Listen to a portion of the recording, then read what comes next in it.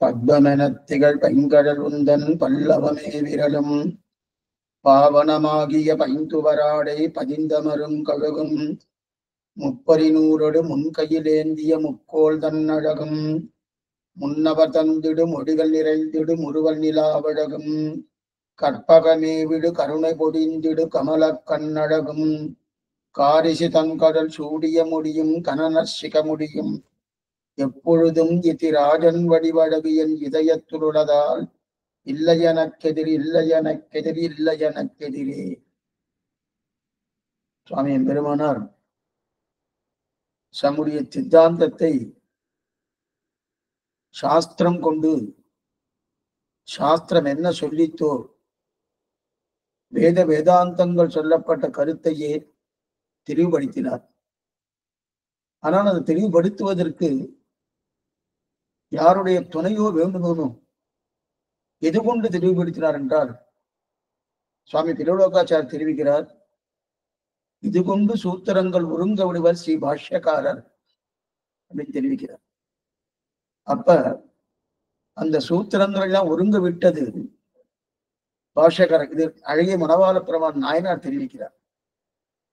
அப்படி இருக்க செய்து அந்த சூத்திரங்கள் பிரம்மசூத்திரம், பிரம்மசூத்திரத்தில் சொல்லப்பட்ட கருத்துக்கள் நன்றாக தெளிவுபடுத்த வேண்டும், மேலும் நம் போன்ற மந்த புத்திகளுக்கு நன்றாக தெரிய வேண்டும் என்பதற்காகவே யதீந்திர மத தீபிகா என்கிற கிரந்தத்தை அனுகிரகித்தார் சீனிவாசாச்சார சுவாமி என்ற சுவரசிம்மபுரத்தில் இருக்கக்கூடிய சுவாமி.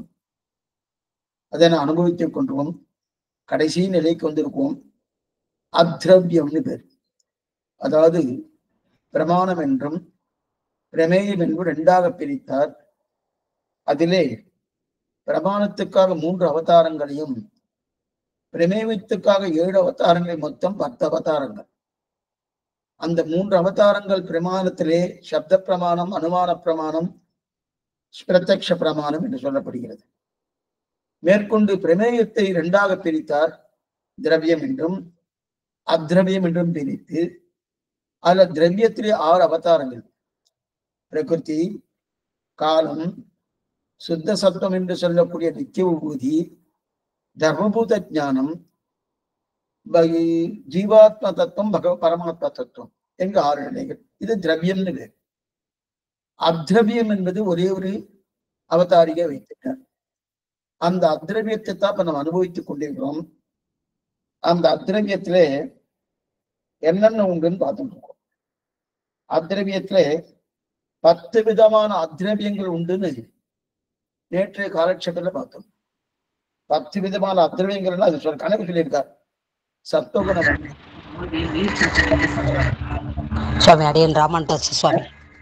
சப்தஸ்பர்ச ரூபரச கந்தங்கள் என்ன, சம்யோகம் என்ன, சக்தி என்ன, இது இத்தனையும் சேர்ந்து 10 அத்ரவியங்கள் கணக்கு வச்சிருக்கார்.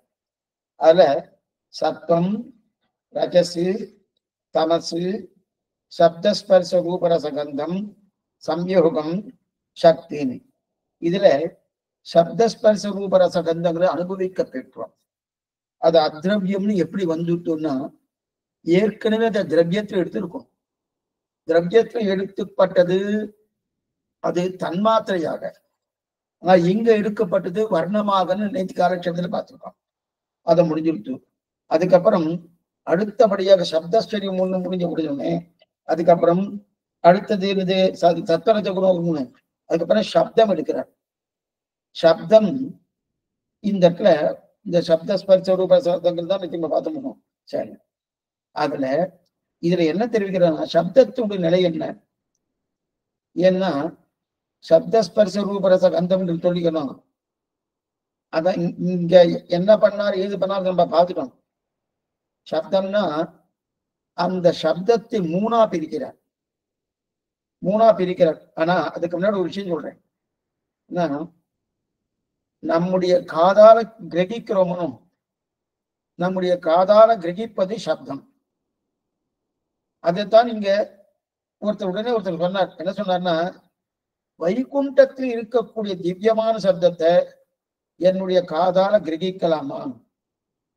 ஏன்னா இங்க என்ன தெரிவிக்கிறார்னா, ஸ்ரீவைகுண்டத்தில் இருக்கக்கூடிய சப்தம் இருக்கணும், அந்த சப்தத்தை இது விஜாத்தியம்னு தெரிவிக்கிறார். விஜாத்தியம்னா அந்த சப்தத்தை இங்க சொல்லல, இந்த லோகத்தில் இருக்கக்கூடிய சப்தத்தை தான் நம்முடைய காதால கேட்கணும் தெரியுது. ஏன்னா உடனே ஒருத்தர் கேட்பார், அப்ப அங்க இருக்கிறது என்னால கேட்க முடியுமான்னா அது கேட்க முடியாது. ஏன்னா அது உண்டுன்னு சொல்லியாச்சுன்னா வியாப்தியே போயிடும். அதான் தருது. அப்ப அந்த சட்டமே தப்பா போயிடும். அதற்காக தான் சுவாமி ஜாக்கிரதையா என்ன பண்றாருன்னா, விஜாத்தியமாக இருக்கிற சப்தத்திலிருந்து மாற்றி இருப்பதை மட்டும் சொல்கிறேன் தெரிவிக்கிறார். விஜாத்தியமாக இருக்கிற சப்தத்திலிருந்து, அது சஜாத்தியம் விஜாத்தியம் வேறு. ஸ்ரீவைகுண்டம் என்பது நித்திய விபூதி. நித்திய விபூதி இருக்கக்கூடிய சப்தம் இப்ப நமக்கு கேட்குமானா கேட்காது. அது அங்க போனா கேட்கப்படுது, அது வேறு விஷயம். இங்கே அது கேட்குமானா அது கேட்க போறது கிடையாது. அதான் விஜாத்தியமாக இருக்கிற சப்தத்திலிருந்து மாற்றி இருப்பதை மட்டும் சொல்கிறேன். அப்படின்னா ஸ்ரீவைகுண்டத்தில் இருக்கக்கூடிய சப்தம் இந்த காது கிரகிக்காது. ஸ்ரீவைகுண்டத்தில் இருக்கக்கூடிய இந்த சப்தம் இந்த காது அங்க போனா கிரகிக்கிறது. உடனே அங்க போனாலும் கிரகிக்கதான் கேட்கணும். அங்க அப்ராகிருதமான திருமேனி, அங்க போனா கிரகிக்கப்படுது. ஆனா இங்க கிரகிக்கணும்னா கிரகிக்காது. ஏன்னா காது சப்தத்தை கிரகிக்கணும்னா இந்த லோகத்துல இருக்கிறத தான் கிரகிக்கும் தவிர, அதனால காது சப்தத்தை கிரகிக்காது. இது சப்தத்துக்குண்டான நிலை. ஆக சப்த ஸ்பரிச ரூப ரச கந்தம். இப்ப இது தன்மாத்திரையா திரவியத்துல சேர்த்தோம். அது இது இந்த வர்ணமா சேர்த்திருக்கணும். இத சேர்க்க கிடையாது. சப்தமோ ஸ்பர்சமோ ரூபமோ ரசமோ கந்தமோ சேருமானா ஒண்ணுக்கு ஒண்ணு சேருமான சேராது. ஆனா அங்க என்ன பண்ணிட்டு அந்த சப்த தன்மாத்திரைகளே மாறி மாறி இணைச்சு ஆகாசமா அப்படின்னு அங்க பார்த்தோம். அதனால அது திரவியத்துல சேர்க்கப்பட்டது, இது அத்ரவியத்துல சேர்க்கப்பட்டது. இந்த சப்தத்தை பார்த்தோம். அதுக்கப்புறம் சப்தத்தை அதுக்கப்புறம் ஸ்பரிசம். ஸ்பரிசம் இருக்கணும். இந்த ஸ்பரிசம் எப்படி இருக்குன்னா, இந்த ஸ்பரிசத்தை மூணா பிரிக்கிறார். ஸ்பரிசத்தை மூணா பிரிக்கிறார். ஸ்பரிசம்னால தொடு உணர்ச்சி. தொடு உணர்ச்சின்னா நம்ம தொடரணும், கையால் தொடரும், இதை மற்ற விதத்தை தொடரும் வச்சுக்கோங்க. அந்த தொடு உணர்ச்சி தான் ஸ்பரிசம்னு பேரு. இத மூணா பிரிக்கிறார். சீதள உஷ்ண அனுபயம் அப்படின்னு மூணு. சீதளனா குளிர்ச்சி, குளிர்ச்சியா இருக்கக்கூடிய தன்மை. உஷ்ணம்னா வெப்பமாக இருக்கக்கூடிய தன்மை. அனுபயம்னா இரண்டுமே கிடையாது, உஷ்ணமாவும் இல்லை குளிர்ச்சியாவும் இல்லாம இருக்கு இல்லையா, இது ரெண்டுமே இல்லாம இருக்கிறதுக்கு. அப்ப தண்ணீர்ல இருப்பது குளிர்ந்த ஸ்பரிசம். தேஜஸ் பதார்த்தமாக இருக்கக்கூடிய நெருப்புல இருப்பது உஷ்ணமான ஸ்பர்சம். ஆனா இந்த ரெண்டும் இல்லாம இருக்குமோனோ, உஷ்ணமா வெப்பமாகவும் இருக்காது, குளிர்ச்சியாகவும் இருக்காது. அந்த மாதிரி பதார்த்தம் உண்டான்னா பூமியிலையும் காத்திலையும் உஷ்ணமும் இல்லை குளிர்ச்சியும் இல்லை. இந்த பூமியை தொட்டு இருக்குமோனோ உஷ்ணமா இருக்கா இல்ல, குளிர்ச்சியா இருக்கா இல்ல. உடனே நீங்க கேட்கலாம், சாமி வேற வேற திவ்ய தேசத்துலாம் போனோம், இப்ப காஷ்மீர்லாம் போனோம், அதெல்லாம் சில்லுன்னு பூமியை சில்லு இருக்கலாம். அதை எடுக்கலைங்க, பொதுவா நம்ம தேசத்தை எடுத்துட்டா. இது சொன்னா பூமி பொதுவா பூமி எதனால இருக்கு, குளிர்ச்சியா இருக்காது, உஷ்ணமாவும் இருக்காது. அதே போல பூமி மட்டும் இல்ல, காற்றும் அதே தான். காற்றும் அதே மாதிரி தான், உஷ்ணமாவும் இருக்காது, குளிர்ச்சியாவும் அதே மாதிரி குளிர்ச்சியாவும் இருக்காது.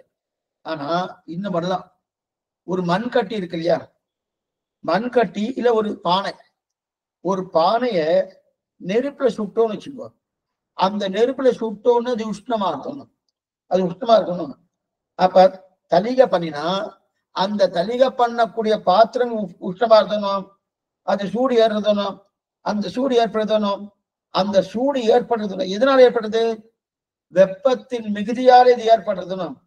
அதே ஒரு வாயு காற்று இருக்கணும், காத்த நெருப்பு மூட்டினா சூடு ஏறுமா, ஏறாது.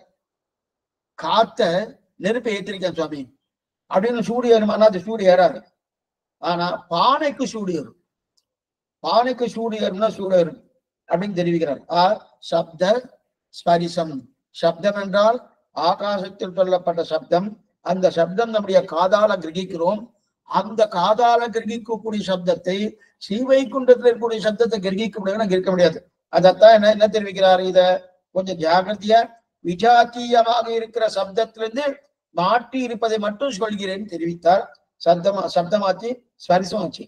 அதுக்கப்புறம் சப்த ஸ்பரிசம். இதுக்கு மேல ரெண்டாவது சப்தம்னு சொன்னாலே என்ன ஆகும்னா அது ஆகாசத்துக்கு உண்டான குணம் சப்தம். ஸ்பரிசம்னு சொன்னாலே அது வாயுக்கு உண்டான குணம். தொடு உணர்ச்சி காத்தை எப்படி உணர முடியும்? பார்த்து உணர முடியுமா? கேட்டு உணர முடியுமான்னா அதெல்லாம் முடிய முடியாது. தொடு உணர்ச்சியான உணரம் தென்றல் காற்று வீசுறது எப்படி சுவாமி என் மேல வந்து படுறதுணும்.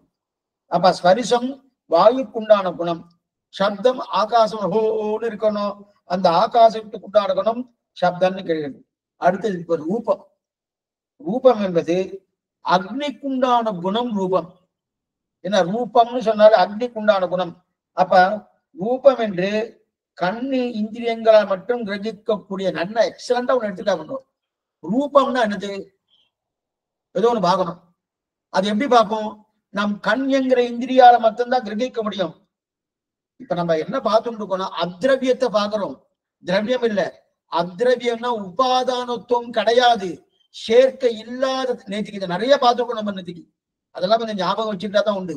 அப்ப உபாதானத்தை இல்லாதது திரவியம், உபாதானத்தோடு கூடியது இருக்கு இல்லையா? இப்ப அத்வைத்தத்தை பார்த்துட்டு இருக்க போனோம். அப்படி இருக்கச்சு இப்ப இந்த இடத்துல எப்படி இருக்கு? அதாவது இப்ப சப்த ரூபம் எப்படி தம்பி இருக்கும்? பல பல பலவன் இருக்கு. பல பல பலவன் இருக்குன்னு சொல்ற போனோம் ரூபம். அந்த ரூபம் எப்படி இருக்கு? மஞ்சளா இருக்கும், சிவப்பா இருக்கும். அந்த ரூபம் வச்சுட்டா இத கண்ணுதான் கிரகிக்கும். மஞ்சளா இருக்கக்கூடியதை கண் கிரகிக்கிறது, சிகப்பா இருக்கக்கூடிய ஒரு தன்மையை கண் கிரகிக்கிறது. அதே இப்ப ஒரு எக்ஸாம்பிள் கொடுக்குறேன். இப்ப சுவாமி ஒரு சுவாமி வந்தார், ஜெய சுவாமி வந்தார். அவர் வறட்சியை அட்சதை எடுத்துட்டு வருவார். அட்சதை கொண்டு வராருணும். இப்ப அட்சதைய அது இருக்கு, அது என்ன பண்ணிக்கும்? அதுல மஞ்சள் கலந்துருக்கும். அப்ப மஞ்சள் அந்த அட்சதையில ஆசிரியத்திருக்கும். அப்ப அட்சய இப்ப நம்ம பார்க்கறச்சே அட்சதையை தான் கிரகிக்கிறோம். அதாவது கண்ணால் மட்டுமே ரூபம் கிரகிக்கப்படுகிறது என்கிறோம்னா அது எதனால்னா அரிசியை கொண்டு வந்து என் கையில கொடுக்குறாச்சுக்கேன். கையில கொடுத்தா அது அரிசின்னு கண்ணுக்கு தெரியாது, நல்லா தெரியாது. ஆனா மஞ்சள் என்கிற நிறம் எதை ஆசிரியத்து இருக்குமோ அது கண்ணால் கிரகிக்கும், ஸ்பரிசமும் கிரகிக்கும். நல்லா பாருங்க, கண்ணால் கிரகிக்கக்கூடிய மஞ்சள் நிறத்தையும் கிரகிக்கிறது, அதே போல அரிசியும் கிரகிக்கிறது கண்ணால். ஆனா அந்த மஞ்சள் கண் மட்டும்தான் கிரகிக்கும், ஸ்பரிசம் கிரகிக்குமானா கிரகிக்காது. எப்படின்னு சொல்றேன், கொஞ்சம் குழப்பமா இருக்கு. ஒன்னும் குழப்பமே இல்லை. அக்ஷதை கையில கொடுத்துருக்கேன், கையில கொடுத்துட்டு கண்ணை பார்க்க கூடாதுன்னு சொல்லிட்டேன். அக்ஷதை கையில கொடுத்த உடனே உங்களுக்கு கண்ணை பார்க்காம இப்ப தொடு உணர்ச்சி இருக்கணும், அதுதான் ஸ்பரிசம். தொடு உணர்ச்சி இருக்கணும், ஸ்பரிசம் வந்துருச்சு. உடனே சுவாமி இது அரிசி சுவாமி, கண்ணை பார்க்கப்படாது, கண்ணை மூடிட்டு கண்ணை மூடிட்டு இது கையில கொடுத்துருக்கு, இது அரிசி சுவாமின்னு சொல்லிடுறேன் பார்க்காமையே. அதே இது மஞ்சளோடு கூடின அரிசி அக்ஷதைன்னு சொல்ல முடியுமா? சொல்ல முடியும். அது கண்ணால பார்த்தாதான் சொல்ல முடியும். அதைத்தான் கடைசி சொல்றேன். இப்ப மஞ்சள் அரிசின்னு சொல்ல முடியும், மஞ்சளோடு கூடிய அக்ஷதைன்னு சொல்ல முடியுமானா அது கண்ணால பார்த்தாதான் சொல்ல முடியும். அப்ப அதுக்கு ஸ்பரிசம் கிடையாது. அதுக்குதான் அதைத்தான் இங்க சொல்லிட்டு இருக்கேன். அப்படின்னா அக்ஷதை இருக்கும்போது மஞ்சள் ஆசிரியத்திற்குமானோ அந்த அக்ஷதை தான் கிரகிக்கிறது கண்ணு. கண்ணால் மட்டுமே ரூபம் கிரகிக்கப்படுகிறது என்றால் என்கிறோம். ஆனா எதனால் என்றால் அரிசியை கொண்டு வந்து கையில வைக்கிறேன்னா அரிசின்னு கண்ணுக்கு தெரியுது. ஆனா மஞ்சள்ங்கிற நிறம் அதை ஆசிரியத்து இருக்குமோ அந்த கண்ணும் கிரகிக்கும்னா ஸ்பரிசம் கிரகிக்கும். ஆனால் மஞ்சள் என்பதை கண் மட்டும்தான் கிரகிக்கும், ஸ்பரிசம் கிரகிக்காது. நம்ம தொடு உணர்ச்சியால இது மஞ்சள்னு சொல்ல முடியுமா? சொல்ல முடியாது. தொடு உணர்ச்சியால இது அரிசின்னு சொல்ல முடியும், தொடு உணர்ச்சியால மஞ்சள்னு சொல்ல முடியுமானா இருக்காது. அப்ப கையில அக்ஷதை போட்டு தேய்ச்சா கைக்கு மஞ்சள் தெரியாது, ஆனா கைக்கு அரிசி தெரியும். அரிசி தெரியுமோ? இதனால்தான் ரூபம் கண்ணாலே மட்டும் கிரகிக்கப்படுகிறது. ரூபம் எப்படி கண்ணாலே மட்டும் கிரகிக்கப்படுது. என் கண்ணாலே மட்டுமே என்கிறேன்னா அந்த ரூபம் எந்த திரவியத்தை ஆசை இருக்குமோ அதை விளக்கணுன்ற. எந்த திரவியம் மஞ்சள் என்கிற திரவியத்தை ஆசை இருக்குமோ அதை விளக்கணுன்றார். அப்ப அந்த திரவியத்தை கண்ணும் கிரகிக்கும், ஸ்பரிசமும் கிரகிக்கும் அப்படிங்கிற. ஆனால் அந்த திரவியத்துக்கு இருக்க வர்ணத்தை கண் மட்டும்தான் இருக்கும். அது ஸ்பரிசம் இருக்காது. அந்த திரவியத்தை அந்த திரவியம் அட்சதை இருக்கணும்.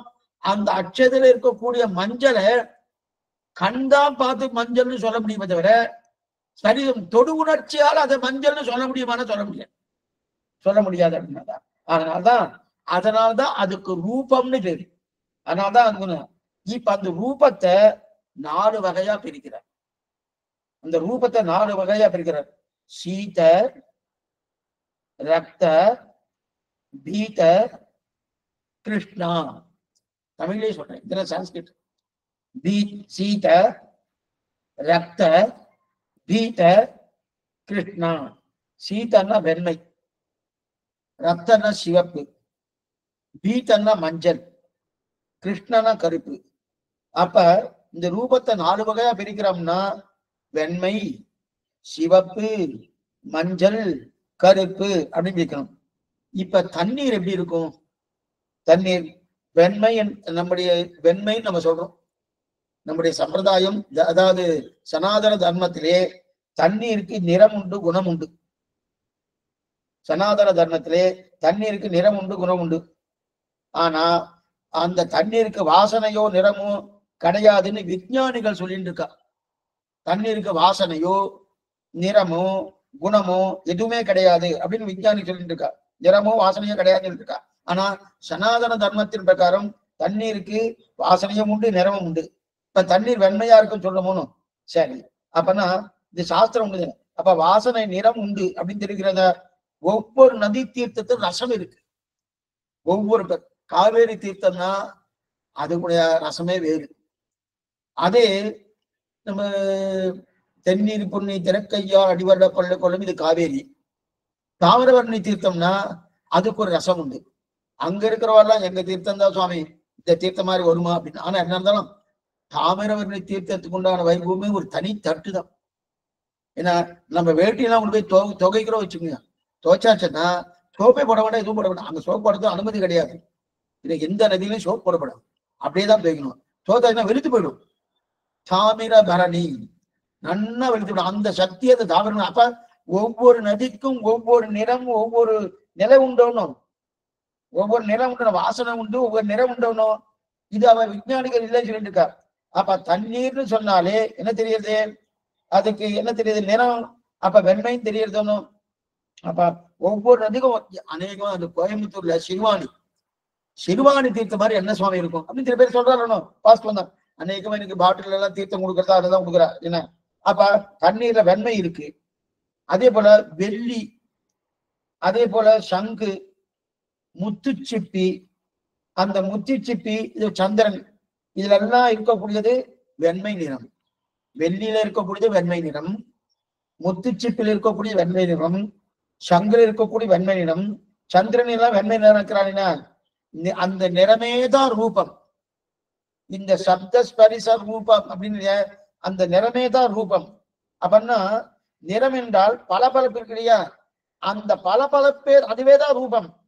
நான் ரூபம்னா என்ன நினைக்கிறோம்? உருவம்னு நினைச்சுட்டு இருக்கோம். ரூபம்னா உருவம்னு அர்த்தம் பண்ணிவிடாது. இங்க ரூபம் என்றால் உருவத்தை சொல்லல. உருவம் என்று சொன்னாலே திரவியமே போயிடும். இப்ப நம்ம பார்க்கறது அத்ரவியம். அத்ரவியம்னா சேர்க்கை இல்லாதது. அப்ப அத்ரவியத்தை பார்க்கும்போது அது ரூபம் வராது. அப்ப என்ன நிறத்துக்கு தான் ரூபம்னு பேரு. அந்த நிறம் சேருமான சேராது.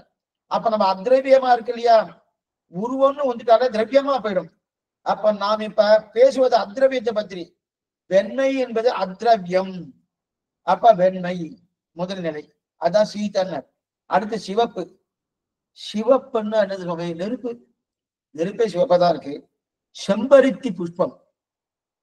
செம்பருத்தி புஷ்பம் நிறைய பேர் பார்த்துக்கணும் இல்லையா, சபா குசுமம்னு சொல்லுவா.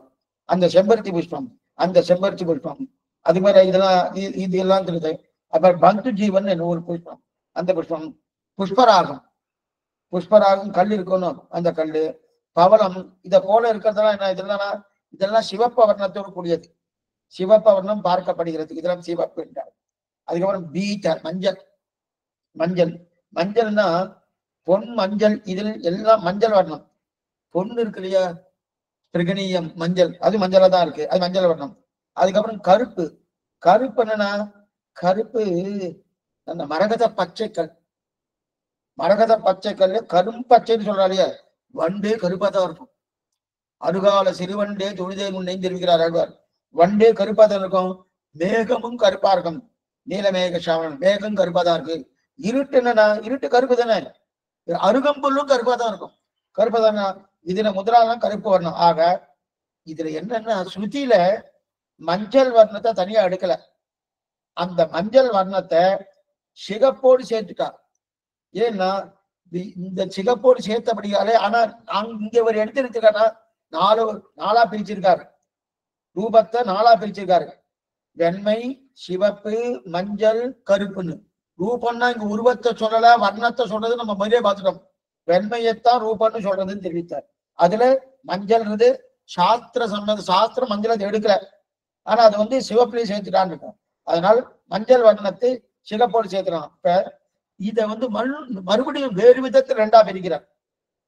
வேறு விதத்துல இந்த ரூபத்தை ரெண்டா பிரிக்கிறார். பாஸ்வரம், அபாஸ்வரம்னு ரெண்டு. சுவாமி இதெல்லாம் தெரிஞ்சுக்கணுமா? என்னென்னவோ சொல்லிட்டு இருக்கே, இதெல்லாம் எங்களுக்கு ஒன்றும் புரியல. ஒண்ணும் இல்லை, இதெல்லாம் எழுதி வச்சிருக்கார். பின்னாடி வச்சு நல்லா புரியும். பாஸ்வரம் அபாஸ்வரம்னு. பாஸ்வரம்னா நல்லா பிரகாசிக்கிறது, அபாஸ்வரம்னா பிரகாசிக்காது. இப்ப தேஜஸில் இருக்கக்கூடிய ரூபம் ஒளிவிடும். அக்னி சிவப்பா இருக்கணும், அது ஒளிவிடுறதும் அதுல பளபளப்பு இருக்கு. இப்ப அக்னி நல்லா பளபளப்பா இருக்கு, ஒளி விடுறது. அதே சிகப்பு, இன்னொரு சிகப்பு இருக்கு, ஸ்ரீசூர்ணு இருக்கணும். இது பளபளக்கிறதா? சாமி அதெல்லாம் பளபளக்கவே, அதான் ஒளி விடுறதே கிடையாதுன்னு. அப்ப இது ஒளி விடுறதுல ஆக பூமியில் தண்ணீரிலும் இருக்க வர்ணம் ஒளிவிடாது, பிரகாசிக்காது. அப்படித்தான் நாலு. பூமியிலும் தண்ணீரிலும் இருக்கக்கூடிய வர்ணம் ஒளிவிடுமா, பிரகாசிக்குமா? பிரகாசிக்க. அப்படிதான். அப்ப இந்த நாலு மட்டும் இல்லாமல் அஞ்சாவது இருக்குன்னு தார்க்கிகன்னு ஒரு மதத்தவன் அஞ்சாவது இருக்குன்னு தெரிஞ்சான். இந்த நாலும் சேர்ந்து சித்திரரசம் என்று ஒன்று உண்டாகும் அப்படின்னு நம்ம சொல்றோம். இந்த நாலும் சேர்ந்து எது? வெண்மை, மஞ்சள், சிகப்பு, அதுக்கப்புறம் கருப்பு. இந்த நாளும் சேர்ந்து சித்திரரசம் ஒன்று உண்டாகும். அந்த சித்திர ரூபம் ஒன்று உண்டாகிறதுனோ அந்த சித்திர சந்தன் உண்டாகிறது என்கிறார்.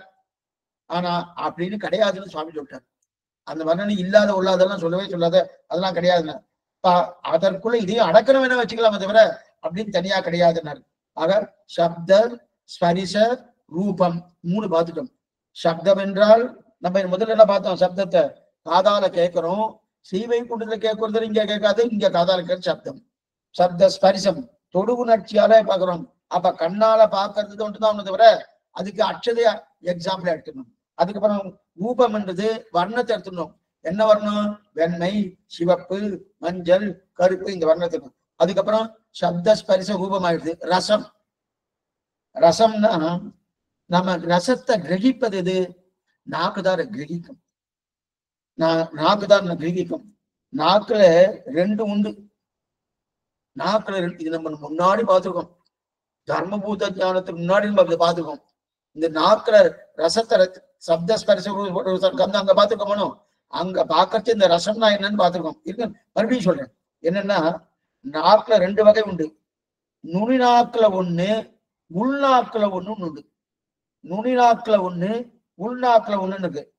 ரசம் எல்லாம் நுனி நாக்குல வச்சா சில பேர்லாம் சாமி எப்படி இருக்கு, சரியா இருக்கா பாருங்க, சரியா இருக்கா பாருங்கன்னா, பெருமாளுக்கு கண்டறலை பண்ணிட்டு அப்புறம் சரியா இருக்கா பாருன்ற அவசியமே இல்லை. அவர் கண்டறலை பண்ணியாச்சுன்னா சரியா இருக்குன்னு தான் அர்த்தம், மத்தது கிடையாது. இருந்தாலும் பார்க்கணும்னு சில பேர்லாம் சொல்லிட்டு இருக்கணும். அப்ப அது நுனி நாக்குல தான் பார்க்கணும், நுனி நாக்குல இருக்கணும். ஆனா நம்ம பேசுறது போகணும், பேசுறதெல்லாம் அடிநாக்கிலிருந்து வரணும். ருச்சியை பார்ப்பது நுண்ணு நாக்கிலிருந்து, பேச்சு அடிநாக்கிலிருந்து. என்ன புரியுது? நல்லா பண்ணிக்கோ. ஏன்னா ரெண்டும் மாறப்படாது, மாறித்தானே வம்பு. அப்ப பேச்சு அதெல்லாம் உள்ளுக்குள்ளது பேசுறால, மனப்பூர்வமா பேசுறால, நெஞ்சால பேசுறால, இதெல்லாம் கேட்கிறாளோ அது அடிநாக்கு. அப்ப அடிநாக்கோட பேசணும். ஒருத்தர் பேச்சுவதற்கு உண்டான இந்திரியங்களுக்கு நாக்குன கீழ்நாக்குல தான் இருக்கும், அடிநாக்குல தான் இருக்கு. ஆனா நுனி நாக்குல தான் சக்கரவங்களை கொடுத்தார்.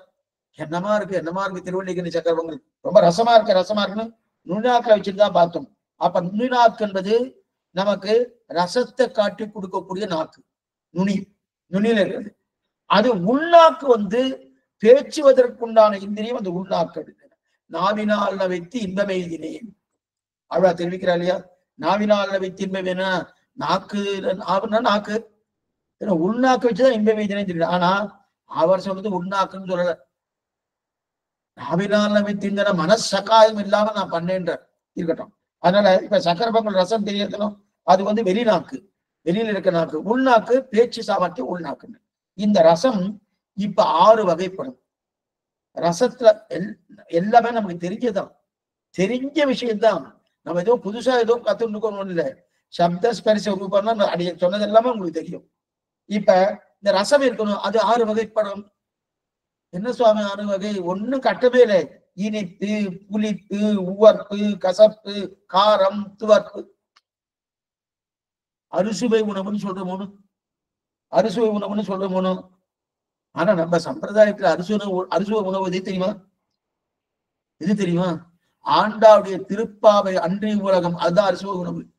அன்றைய உலகம் அளந்தாய் அடி போற்றி, சென்றங்கு தென்னிலங்கை செற்றாய் திரள் போற்றி, கொன்றை சகடம் உதைத்தாய் புகழ் போற்றி, கண்டுகுறிலாய் எரிந்தாய் கடல் போற்றி, குண்டு குடையாய் எடுத்தாய் உணம் போற்றி அப்படின்னு 6 சொல்றா இல்லையா? அந்த 6 தான் அறுசுவை உணவு. அப்பனா அடி போற்றி, திரள் போற்றி, கடல் போற்றி, வேல் போற்றி, குணம் போற்றி, புகழ் போற்றி. இது அறுசுணவு.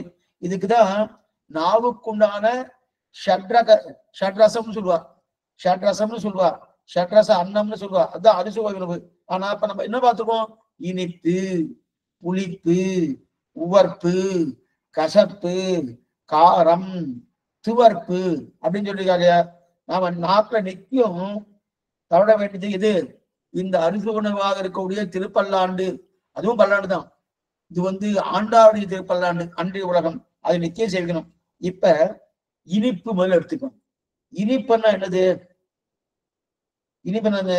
பால்ல இருக்கிறது இனிப்பு, வெள்ளத்துல இருக்கிறது இனிப்பு, அதே போல கரும்புல இருக்கிறது இனிப்பு. கரும்புல இருக்கக்கூடிய இனிப்பு, பால்ல இருக்கிறது இனிப்பு, வெள்ளத்துல இருக்கிறது எல்லாம் இனிப்பு. புளிப்பு எது சுவாமி? புளிப்பு எது? ஒண்ணும் இல்லை. புளிப்புன்னா புளிப்பா இருக்கணுமான மாங்காய் புளிப்பு, அதே போல நெல்லிக்காய். நெல்லிக்காய் புளிப்பு தான், துவர்ப்பு கிடையாது. நெல்லிக்காய், மாங்காய் புளிப்பு, இன்னும் என்னென்ன புளிப்பு பதார்த்தங்கள் எல்லாம் சேர்த்துக்க வேண்டியதுதான் புளிப்புன்னு அர்த்தம். அதுக்கப்புறம் உவர்ப்பு. இப்ப புளிப்பு, உவர்ப்பு. இந்த உவர்ப்பை 2ஆ பிரிக்கிறார். முதல்ல இனிப்பு. இனிப்பு பால், வெல்லம், அதுக்கு மேல கரும்பு, இதெல்லாம் இனிப்பு. புளிப்புண்டு மாங்காய், நெல்லிக்காய், இதெல்லாம் புளியுங்க. புளியங்காய், மாங்காய், இதெல்லாம் புளியங்காய் விடுவே. புளியங்காய் புளிப்புக்கு தானே, புளியோதரை சொல்லிட்டு இருக்கோம், அதெல்லாம் புளிப்பு தானே. அந்த புளியங்காய், மாங்காய் இதெல்லாம் புளிப்புக்கு வச்சுக்கணும். உவர்ப்பு இருக்கு இல்லையா? அந்த உவர்ப்பை நல்லா பாருங்க, 3ஆ பிரிக்கிறார். உவர்ப்பு என்பது தண்ணீர் உப்பு, மலை உப்பு, உவர் நிலத்தில் வருகிற உப்பு. 3ஆ எடுத்திருக்காரு. நம்ம எல்லாம் இன்னைக்கு உப்பெல்லாம் மாத்திட்டா பாருங்க, அயோடைஸ்டு சால்ட் அப்படின்னு போடுறா இன்னைக்கு. அதெல்லாம் போட்டு காரணம். அப்ப தண்ணீர் உப்பு, மலை உப்பு. மலை உப்புன்னா இன்னைக்கு விற்கிறது, கடையில விற்கிறது, நாட்டு மருந்து கடையில விற்கிறது. மலை உப்பு, உவர் நிலத்தில் வருகிற உப்பு.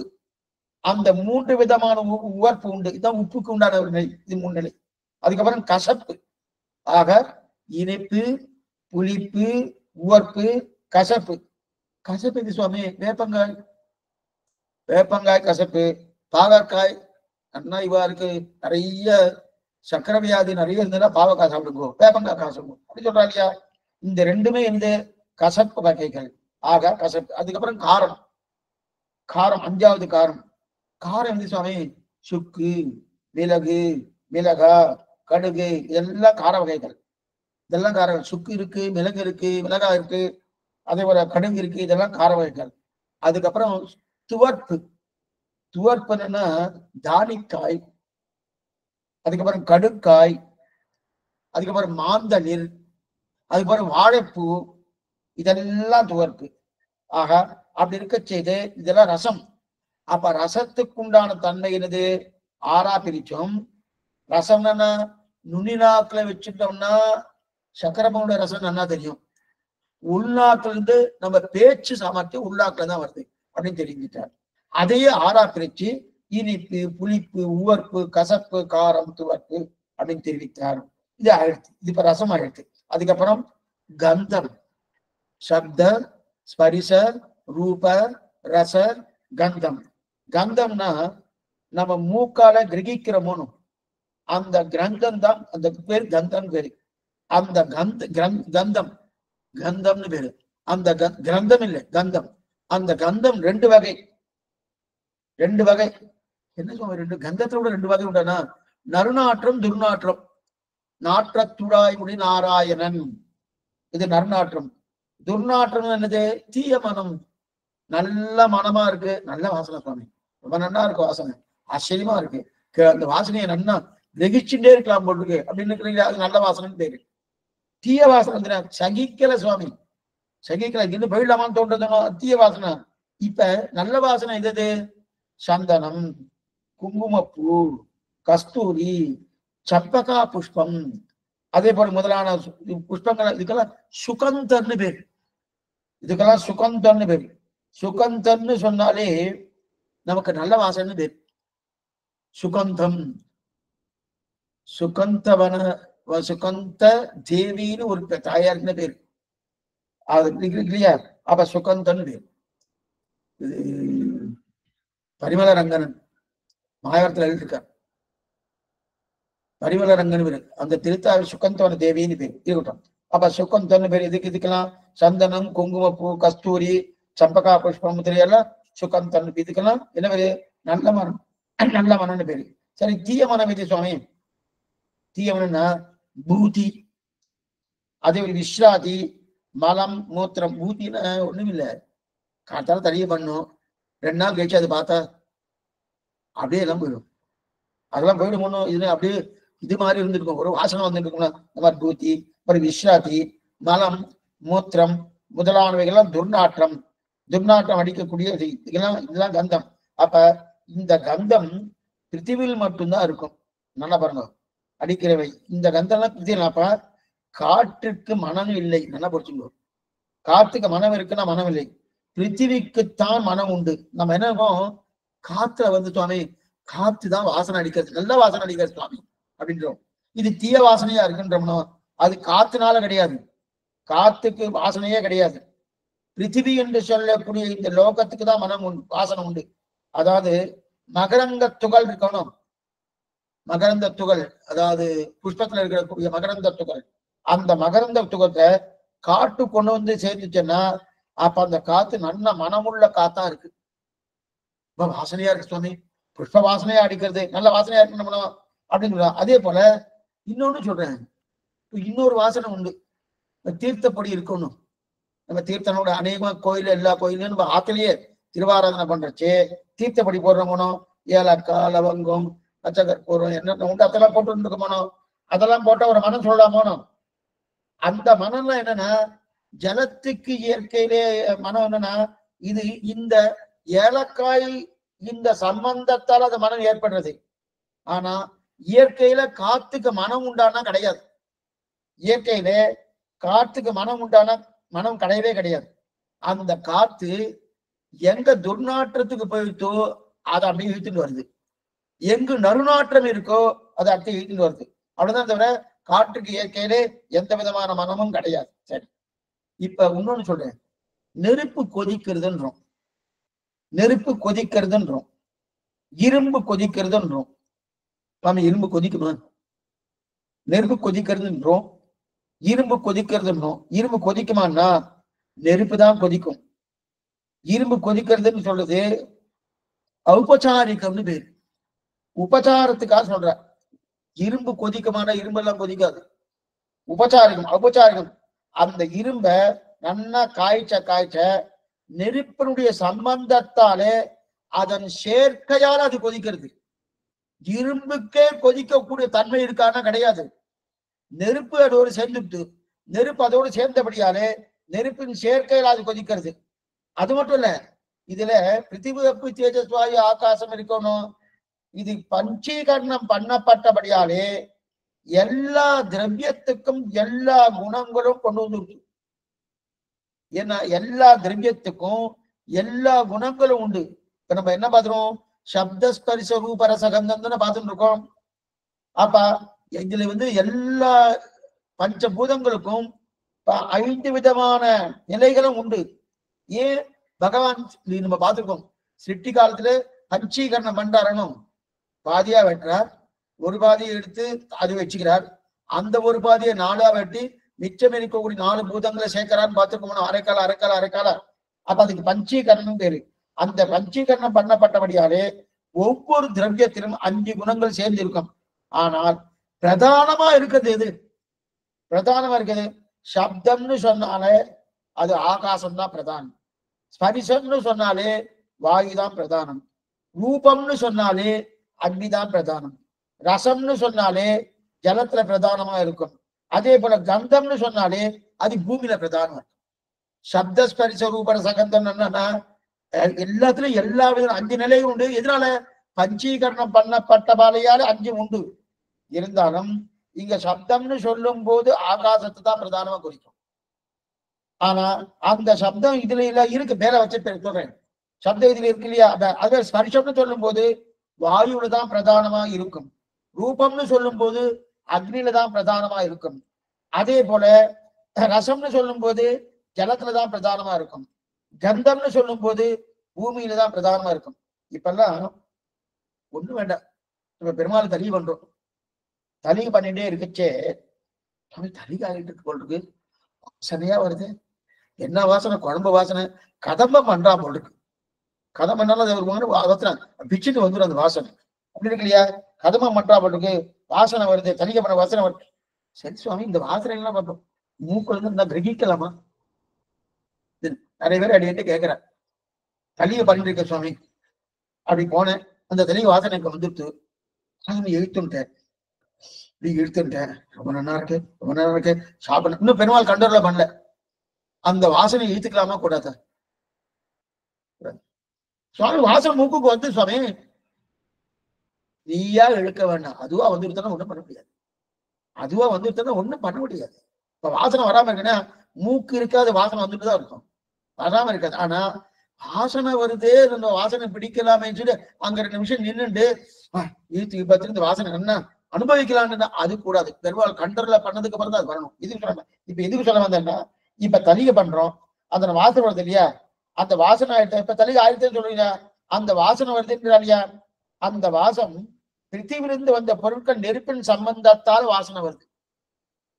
அந்த வாசனை எதனால தெரியுமா வருது? அதுக்கா இயற்கையா வாசனை கிடையாது, நெருப்பின் சம்பந்தம் இருக்கணும். இந்த மண்ணிலிருந்து தான் வந்து, பிருத்திவி தான் மண்ணு, இந்த மண்ணிலிருந்து வரக்கூடிய பொருட்கள், அது பருப்போ, அது எத்தனை தானியங்கள் இருக்கு, அந்தந்த தானியங்களுக்கு தகுந்த மாதிரி அந்தந்த வாசனை வருதோனும். அந்தந்த எல்லா தானியம் பிருத்திவில இதுல இருந்தாவனையும் இந்த இதுல இருந்தா வருது, இந்த பூமியில இருந்தா வருது. அந்த பூமியுடைய சம்பந்தமும் பிருத்திவியுடைய சம்பந்தமும் நெருப்புடைய சம்பந்தம் ஏற்பட்ட பிறகுதான் அந்த வாசனை வருது அப்படின்னு தெரிகிறார். இது அந்த வாசனை. இப்ப இதுல நையாயிக்கன்னு ஒருத்தன், அவன் என்ன பண்றான், இத 2 வகையா பிரிக்கிறான். நையாய் இந்த மாதிரி நிறைய வரும், 1 2 இல்ல. அடைய கடைசியில சொல்றேன், இந்த சுவாமி என்னென்ன புஸ்தகத்தை எடுத்து எழுதி வச்சிருக்க நிறைய விஷயங்கள் அப்படி நிறைய விட்டுருக்கேன்னா இன்னொரு 20 காலம் போயிடும். அதான் எடுக்கணும்னா இன்னும் கொஞ்சம் சில தடவை கொஞ்சம் சிரமமா இருக்கும். சிரமமா இருக்குன்னா நமக்கு இன்னும் உள்ளுக்குள்ள டீப்பா போயாச்சுன்னா கொஞ்சம் புரியாத இப்பவே சிலதெல்லாம் சில பேர்லாம் சொல்றாங்க, கொஞ்சம் சில புரிய மாட்டேன்றது சுவாமின்னா, சரி கொஞ்சம் போக போக புரியும் அப்படின்னு வச்சுக்க வேண்டியதான். இது சொல்ல வந்தேன்னா, இப்ப இந்த நையாயிக 2 வகை சொல்லிக்கிறாங்க. தீரு பாகவாதிகள், பிடர பாகவாதிகள் 2 வகை. தீரு பாகவாதிகள், பிடர பாகவாதிகள் 2 வகை எடுக்கிறாங்க. இப்ப புரியறதுக்காக மண்ணை வச்சுன்னு கொலை பண்ற மோனும், மண்ணை வச்சுன்னு குடம் பண்ற மோனும், நாம் சொல்வது மண் மாறி குடம் ஆயிடுச்சுன்ற மோனும், மண் மாறித்து மண் மாறி குடம் ஆயிடுச்சுன்னு சொல்ற மோனும் சொல்லணும். ஆனா நையாயிகள் சொல்றது அப்படி இல்லை, அப்படி இல்லை. மண் அப்படியே பொடி பொடியாகி அதற்கு கீழ்நிலைக்கு போறது, பொடி பொடியாய் அது கீழ்நிலைக்கு போய் அது அணு அளவுக்கு வந்து அதன் பிறகு அது மொத்தமா புது குணத்தை எடுத்துக்கொண்டு புது குடம் உருவாருதுன்னு நாம அப்படி சொல்ல, சாஸ்திரம் அப்படி சொல்லவே இல்லை. சாஸ்திரம் என்ன சொல்றது? மண்ணு மாறுறது, மண்ண உபாதானத்துன்னு பார்த்து போனோம். மண்ணு மாறுறது, மண்ணு மாறினபடியால அது கூட மாறுதுன்னு சொன்னோம். ஆனா அவர் அப்படி இல்ல, மண்ணு மாறுது வாசம் தான். எப்படி மாறுது தெரியுமா? பொடியா எடுத்து அணு வரைக்கும் போறதும். அணு அளவுக்கு வந்து அதன் பிறகு மொத்தமா புது குணத்தை எடுத்துட்டு புது குணம் ஆறுதான். இதைத்தான் பீருன்னு. பீரு பாகவதின்னா மண்ணெல்லாம் நன்னா உதிர்ந்து அணு அளவுக்கு வந்து மீண்டும் சேர்ந்து உருவாகி குடமாறுது. இதுதான் பீரு பாகவாதிகள். அத போல பிடர பாகவாதிகள் ஒன்று. பிடரம்னா குடம், குடம். அந்த குடத்தினுடைய பழைய குணங்கள்லாம் அழிந்து, அதாவது நான் சொல்றது மணலின் குணம் தான் குடமாறுதல் இருக்கணும். மணல் இருக்கணும், அந்த மண்ணு, அந்த மண்ணின் குணம் தான் குடமாறுதுன்றோம். ஆனா நையாயிகம் சொல்றது என்ன சொல்றேன்னா, மண் துவய அணு ஆறுது, துவய அணு திருஷ்ட அணு ஆறுது. அப்ப அணுக்கள் ஒவ்வொரு அணுவா மாறி மாறி முதல் அணு, இரண்டாம் அணு, மூன்றாம் அணு, நான்காம் அணு, இந்த மாதிரி அழி அதன் குணங்கள் எல்லாம் அழிஞ்சு மீண்டும் அணுக்கள் எல்லாம் ஒன்னா சேர்ந்து என்ன அவன பிரகாரம் சிருஷ்டிப்பது, இந்த பிரபஞ்சம் உருவாவது பிரம்மம் இல்லை, அவன் பிரகாரம் அணுக்கள் தான் உருவாக்குன்னு. இதெல்லாம் நம்ம பின்னாடி பார்க்க போறோம். எங்க பார்க்க போறோம்னா முதல் சியப்பத்தி எப்படி இரண்டாவது திருவாய்மொழி குறைஞ்சு அங்க நம்ம பார்க்கணும். இது சொல்லணும்னா அதெல்லாம் இதான் குடமாறுதுன்னு நினைக்கிறான். ஆனா இதைத்தான் திரும்பி அப்ப அணுக்கள் சேர்ந்து புது குணத்தை எடுத்து குடமாறுதுன்னா இப்படி எல்லாம் ஆகாதுன்னு சுவாமி சொல்றாரு. அதெல்லாம் ஏன்னா எதுக்குமே ஞானம் இருக்கக்கூடிய தன்மை இருந்தா தான் எந்த வஸ்துவும் உருவாகும்.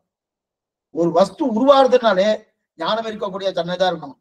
ஞானம் இல்லாத தன்மை தனக்குத்தானே உருவாகுமானா உருவே ஆகாது, உருவே ஆகாது. இதுக்கு ஒருத்தர் சொன்னார், இல்லையே சுவாமி, இப்ப சாமானியா மஞ்சள் இருக்கு, அதே மாதிரி சுண்ணாம்பு இருக்கு, இந்த ரெண்டையும் கலந்தேன், கலந்தா என்ன வரும்? சிகப்பா இருக்கும். நான் சிகப்படல ஊத்தினேன்னா இல்லை, மஞ்சளையும் சுண்ணாம்பும் கலந்தேன், சிகப்பா எடுத்துணும். இப்ப வந்துடுத்து, நான் ஒண்ணுமே பண்ணலையே. மஞ்சளையும் சுண்ணாம்பும் ஒருத்தர் கலந்து இருக்காருன்னு. இப்ப மஞ்சள் தனியா இருக்கு, சுண்ணாம்பு தனியா இருக்கு, அதுவே சிகப்பாகுமா? ஆகவே ஆகாது. அப்ப ஞானம் இருக்கக்கூடிய ஒருத்தரை பண்ணாதான் அது முடியுமே தவிர, ஞானம் இல்லாதவர் பண்ணா அது பிரயோஜனம் எதுக்கு சொல்ல வந்தேன்னா, அதனால அவர் சொல்றதெல்லாம் ஒத்துக்க முடியாது அப்படிதான் தெரிவிக்கிறார். ஆக இதெல்லாம் ஆகாதுன்னு சொல்ற, அதெல்லாம் பாகபேதத்தால் மாறுதல் உட்படுகிறது அவ்வளவுதான் தவிர நீ நினைக்கிற மாதிரி கிடையாது. ஆக சத்துவகுணம் என்ன, ரஜோகுணம் என்ன, தனோகுணம் என்ன, சப்த ஸ்பரிச ரூப ரச கந்தம் 8 ஆயிடுச்சு. மம்பு 10ஆ பிரிச்சிருக்கணும், நிறைய இருக்கு, இன்னும் 10ஆ பிரிச்சிருக்கணும், 8 ஆயிடுச்சு. இனிமே சையோகம்னு பேர். சம்யோகம், சையோகம். இது சையோகம் என்றால் 6 திரவியத்தில் இருக்கும். இந்த கீழே 6 திரவியத்திலும் சம்யோகம் இருக்கும். அதாவது 6 திரவியம் எது? பிரகிருதி, முன்னாடியும் பார்த்திருக்கோம். முதல்ல பிரமாணம் பிரமேயம், பிரமாணத்தை 3ஆ பிரிச்சுட்டோம், பிரமேயத்தை 7ஆ பிரிச்சோம், அதுல 6 திரவியங்கள் வந்துட்டோம். அந்த 6 திரவியத்திலும் சையோகம் உண்டுன்றார். சையோகம்னா சம்பந்தம். இது பிரகிருதி, காலம், சுத்த தத்துவம், தர்மபூத ஞானம், ஜீவாத்மா, ஈஸ்வரன், இந்த 6 இடத்திலும் சம்யோகம் இருக்கும். சம்யோகம் என்றால் 2 அல்லது அதற்கு மேற்பட்ட வஸ்து சேர்ந்து இருப்பது. சம்யோகம் என்ன அர்த்தம்னா 2 அல்லது அதற்கு மேற்பட்ட வஸ்து சேர்ந்து இருப்பது, அதான் சம்யோகம். அது எது அறிவுக்கு எது காரணமா இருக்குமோ அதுதான் சம்யோகம். அறிவுக்கு எது காரணம் புரிஞ்சுக்கோ, அறிவுக்கு எது காரணமா இருக்குமோ அதுதான் சம்யோகம். சம்யோகம் சரி சுவாமி, சம்யோகம் என்றால் சேர்ந்து இருப்பதல்ல, சேர்த்து இருப்பதல்ல, சேர்ந்து இருக்கு என்கிற அறிவு வருதோனோ.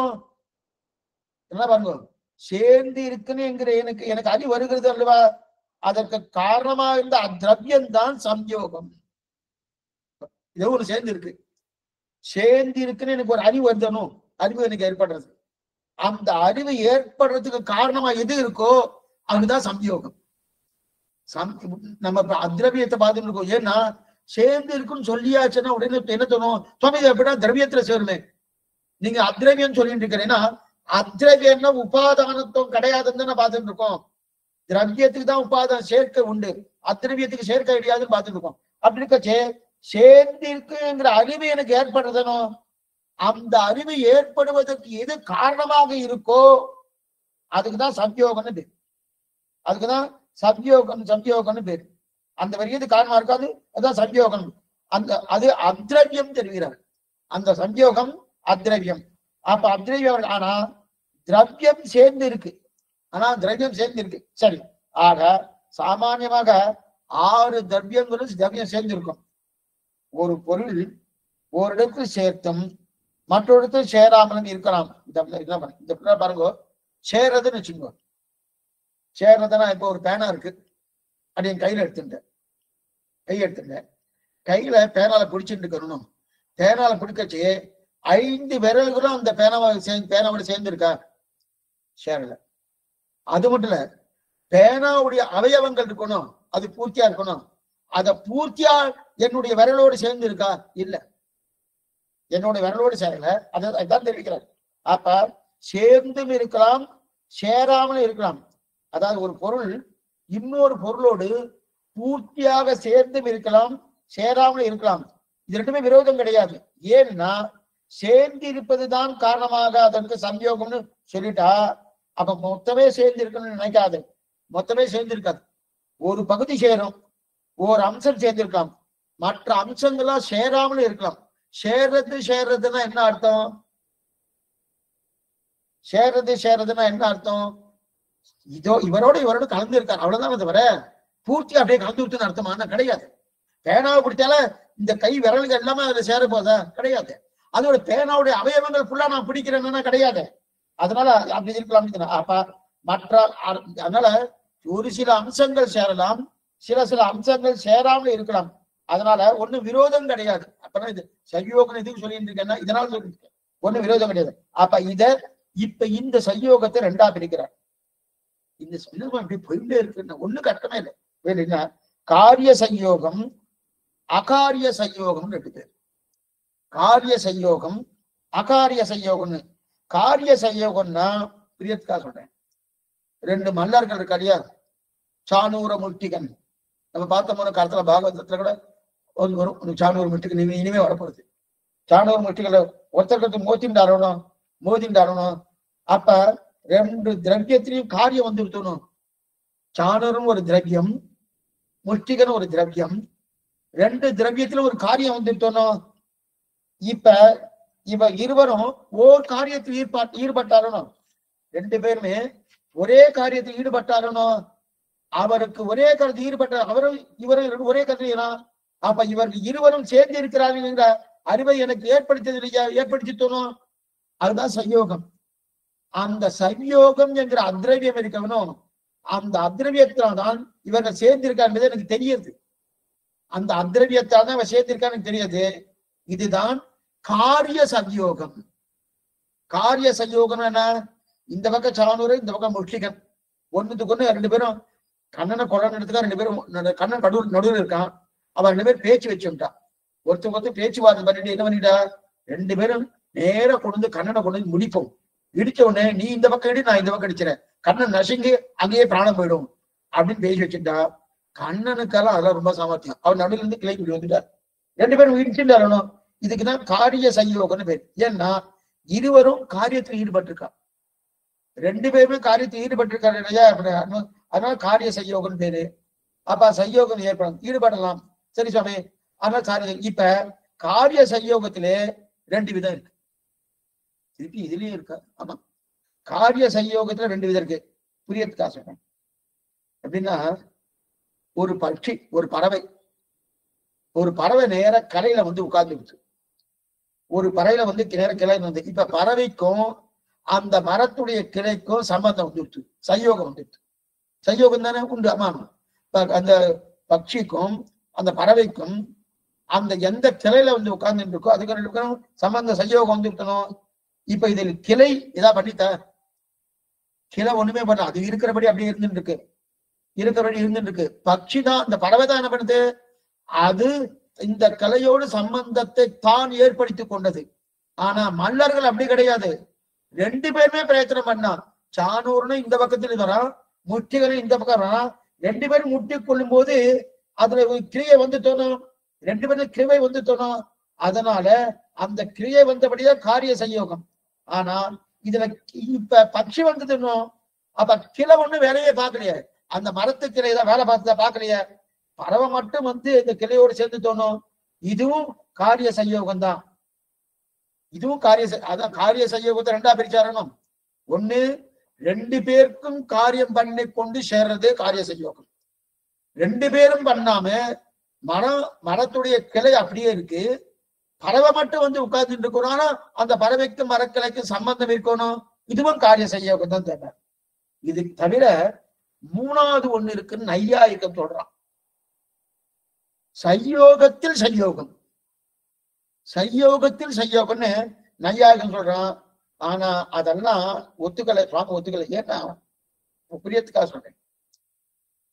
ஒரு காகிதத்தை எடுத்தேன், என் கைக்கும் காகிதத்துக்கும் சயோகம் ஏற்பட்டது. அதே போல ஒரு புஸ்தகத்தை எடுக்கிறேன், என்னுடைய உடம்புக்கும் புஸ்தகத்துக்கும் சயோகம் ஏற்பட்டது. அதே போல இந்த சயோகம் பிறந்த சம்யோகம் இருக்கு இல்லையா?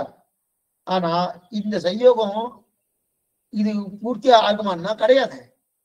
இப்ப நான் பேப்பர் ஒரு காகிதத்தை எடுத்துட்டேன்னா அந்த காகிதத்தின் முழு பகுதியை நான் தொட்டு இருப்பேனா? தொட மாட்டேன்.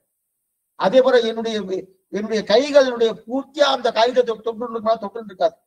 அதான் சுவாமி சொல்றாரு. அதனால சயோகத்தை சயோகம்னு சேர்க்காத, அது இதுலயே சேர்த்துடலாம். ஏன் நான் சொல்ல முடியாது. நம் சுவாமி என்னன்னா, நம்முடைய சுவாமி முடிஞ்ச அளவுக்கு என்னென்ன எண்ணிக்கையை குறைக்கணுமோ குறைச்சுட்டே வருவார். நமக்கு சிரமத்தை கொடுக்கவே மாட்டார்.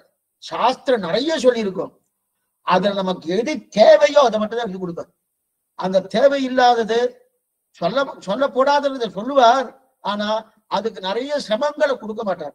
இந்த இவாலாம் என்ன பண்ணுவார், நையாயிகம் வைசேஷகன் இவெல்லாம் என்ன பண்ணுவானா, எட்டத்துல சிரமத்தை கொடுக்குமா சிரமத்தை கொடுத்துட்டே இருப்பார். இப்ப நம்ம சுவாமினா அநேகமா கொடுக்குறார்.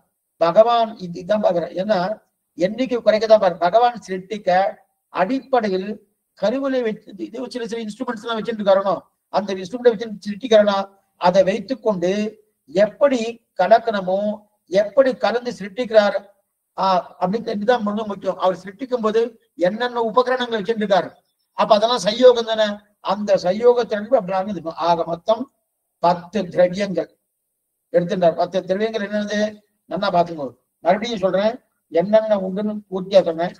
அதாவது சப்த ஸ்பரிச ரூப ரச கந்தம் சம்யோகம் சத்வரஜ தமசு ஆயிடுச்சு. இப்ப கடைசி இது ஒண்ணு இருக்கு.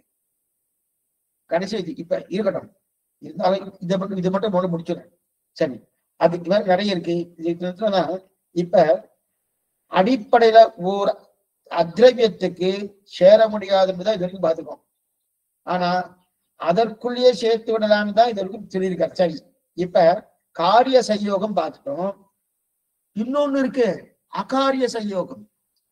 இன்னொன்னு அகார சயோகம்னா புரியத்துக்காக ஒரு விபு திரவியமும் இன்னொரு விபு திரவியம் சேருது. ஒரு விபு திரவியம் விபூதி என்ன விபு, ஒரு விபு திரவியம் இன்னொரு விபு திரவியம் சேர்றதுனும் அப்ப காரியமே பண்ண முடியாது.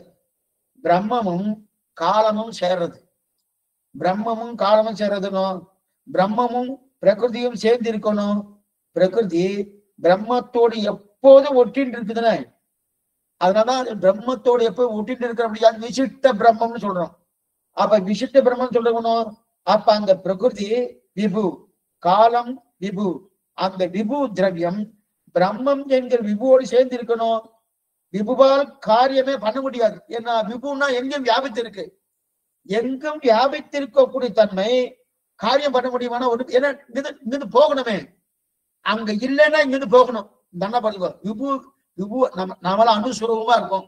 இங்க இல்ல சுவாமி, அங்க இல்ல, அதான் இங்க அங்க கிளம்பி போறேன்னு. விபுவான தன்மை, பகவான் விபுவான தன்மை வேணும்.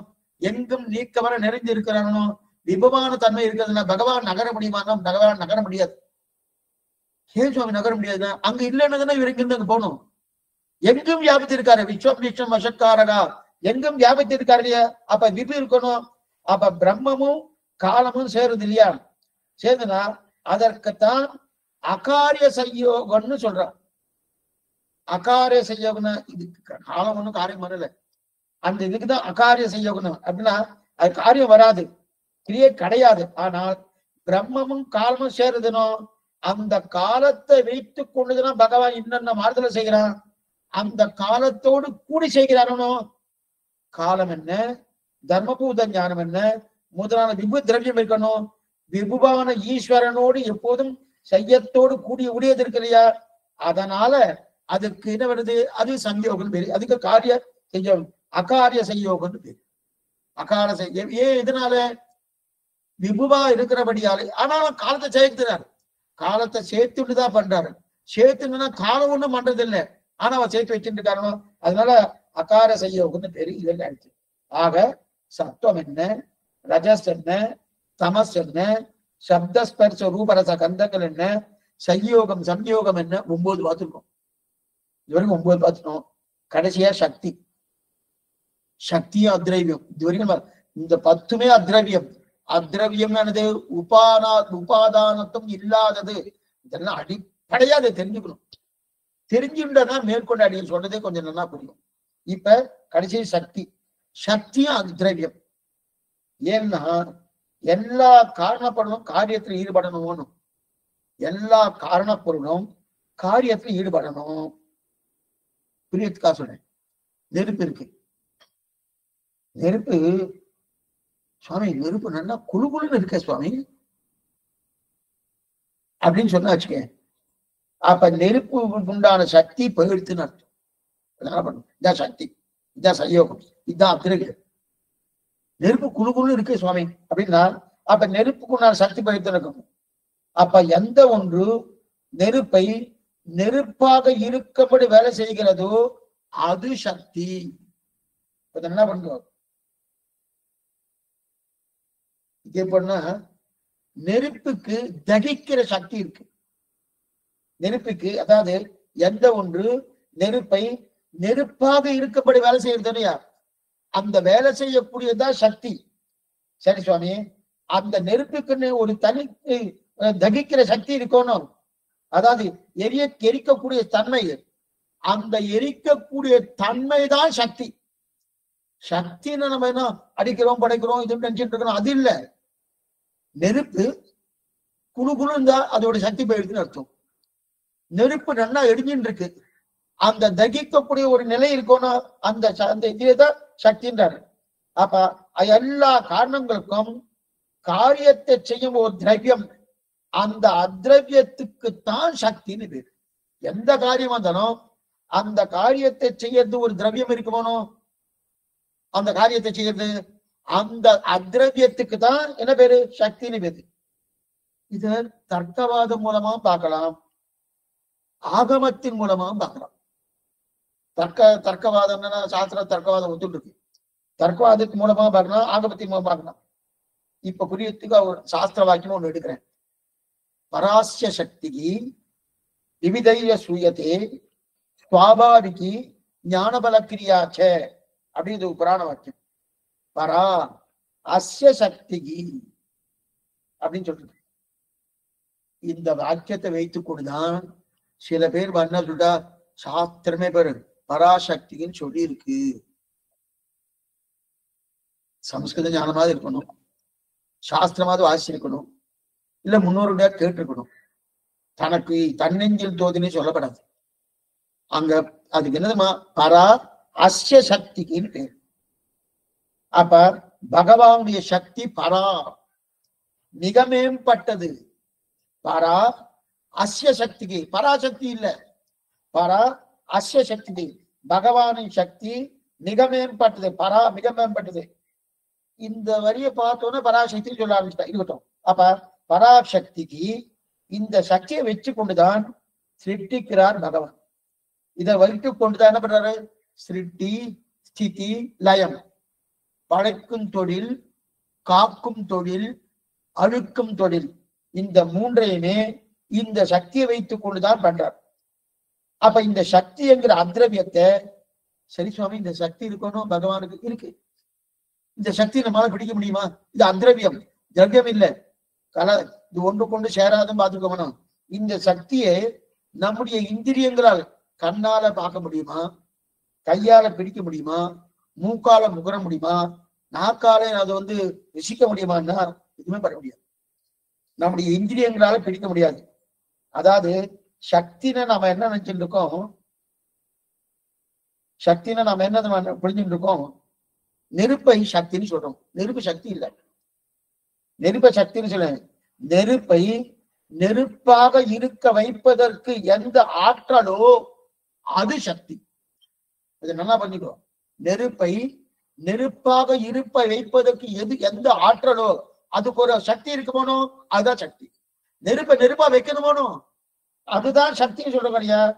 இப்ப பகவான் பண்ணனா பண்றாரு சுவாமி, ரொம்ப நாளா பண்ணிட்டு இருக்காரு. சிட்டி சித்தி லயம் தான் ரொம்ப நாளா பண்ணிட்டு இருக்காரு சுவாமி, என்ன பண்றாரு, அந்த சக்தியை பாரு, பகவானுடைய சக்தியை பாரு அப்படின்னு சொன்னா பகவானையாவது பார்த்து விடலாம் தவிர சக்தியை பார்க்க முடியாது.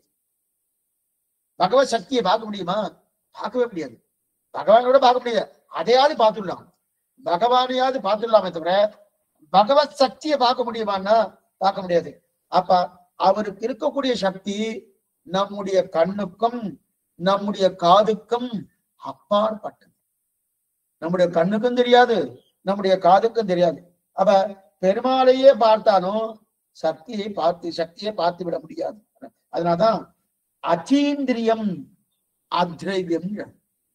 அத்தீந்திரியம் நம்முடைய இந்திரியங்களாலே பகவானுடைய சக்தியை பார்க்க முடியாது, அது அத்ரைவியம். ஆனா அதே சக்தி இந்த சக்தி இருக்கு இல்லையா, இந்த சக்தி இருக்கு, அதே அந்த சக்தி ஒரு மந்திரம் போட்டு அந்த சக்தியை கட்டுப்படுத்தி நெருப்பு எரிஞ்சுட்டே இருக்கு. ஒரு மந்திரவாதி வந்தார். அந்த மந்திரவாதி வந்தார், ஒண்ணுமே இல்லை, சீதைக்கு சீதோ பவா அப்படின்னு ஹனுமானுடைய வாழ நெருப்பு வச்சுட்டான். ஹனுமானு கொதிக்கணுமோனோ கொதிக்கவே இல்லை. ஆனா ஊரெல்லாம் எரிஞ்சுட்டு இருக்கு, ஹனுமானு வாழ நெருப்பு, அந்த நெருப்புடைய அந்த சக்தி அது தகிக்கணுமோனோ தகிக்கவே இல்லை. ஏன் தகிக்கல? ஏதோ ஒரு மந்திரத்தை சொல்லி என்ன பண்ணிருக்கா, அந்த மந்திரம் மூலமா அனுமானுக்கு தகிக்கப்படாத சொல்லியிருக்காரனோ.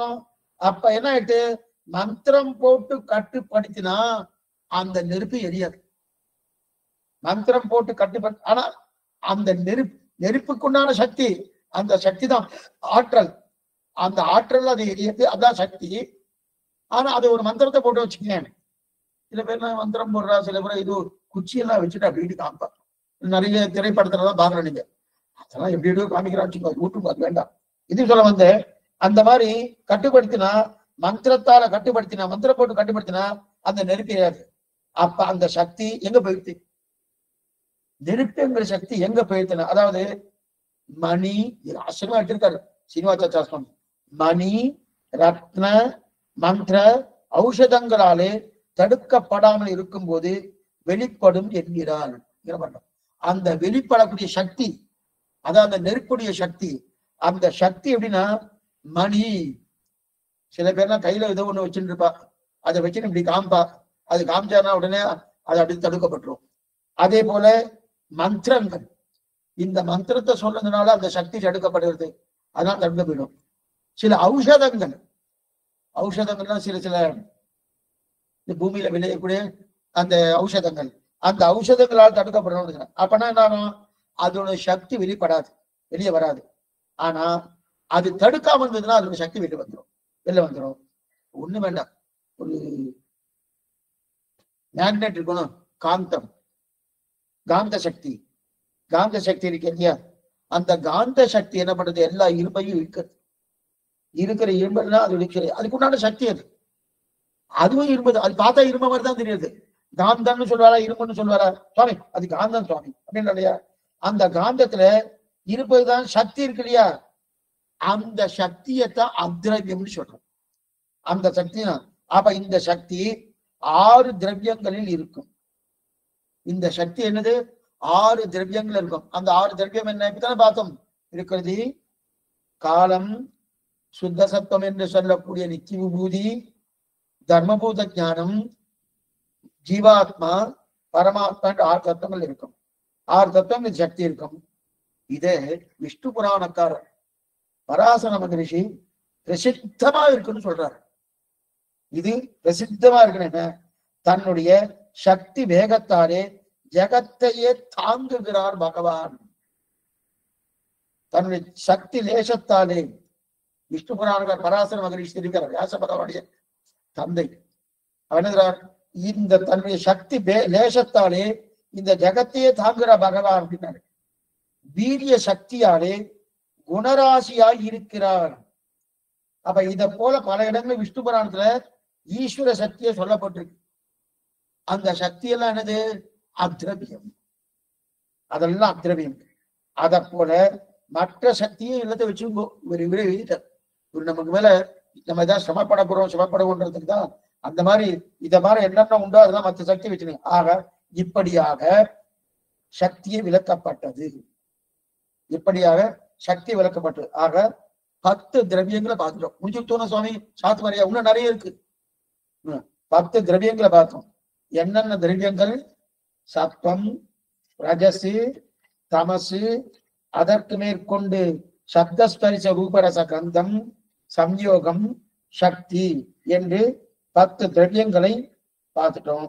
ஆனா தார்க்கிகன் என்பவன், இந்த முன்னாடியே நம்ம பார்த்துக்கோம். தார்க்கிகன் என்பவன் என்ன பண்ணா 24 அப்படின்னு எடுத்திருக்கான். 10 அத்திரவியம் கிடையாது, 24 அத்திரவியம் எடுத்திருக்கான். இப்ப உடனே ஒருத்தர் என்ன கேட்டார், என்ன சுவாமி நீரோ 10 எடுத்திருக்கார், தார்க்கிகனும் 24 எடுத்திருக்கான், மிச்சம் பாக்கி எங்க? மிச்சம் பாக்கி எங்க? பாக்கி 14 எங்க அப்படின்னு அந்த சுவாமி என்ன சொல்றாரு, 14 அந்த இந்த 10க்குள்ளே அடக்கன்றார். இந்த 10க்குள்ளே 14 எப்படி சுவாமி அடங்கும்? எப்படி அடங்குன்னா என்ன தெரிவிக்கிறார், இதை 10க்குள்ள அடங்குனார். சப்தம், ரஜசு, தமசு, சப்தஸ்பர்ச ரூபரச கந்தம், சம்யோகம், சக்தி, இந்த 10க்குள்ளே அடக்கம் இருக்கிறார். ஆனா இந்த 10க்குள்ள இதுல என்ன ஒரு விஷயம்னா, இந்த தார்க்கிகன் என்ன பண்ணான் தெரியுமா, 24 எடுத்துட்டு இருக்காரணும். அந்த 24க்குள்ள சப்தரஜஸ்தமசையா ஒத்துக்கவே இல்லை. நம்ம இந்த 10 நம்ம எடுத்துட்டு போனோம். இந்த 10ல சப்தம் குணம், ரஜோ குணம், தமோ குணம் எடுத்துட்டு போனோம். இது இல்லாம 24 வச்சுட்டு இருக்கான். ஆனா இந்த அந்த அந்த 10க்குள்ள இந்த 3 இருக்கணும். இந்த 3 அவன் ஒத்துக்கவே இல்லை. இது ஒத்துக்கொள்றதுக்குள்ள என்னன்னா அவன் ஒத்துக்கல. அவர் ஒத்துக்கொள்ளாத பல இவரை ஒத்துட்டு இருக்காரு. அது இவெல்லாம் ஒத்துட்டு இருக்கான். அப்ப அவர் இதை தனியா எடுக்கணும்னு அவர் சொல்ல, நாம ஏற்கனவே 10 தான் எடுத்திருக்கோம், அதற்குள்ள இது இத்தனை சேர்க்கலான்றார்.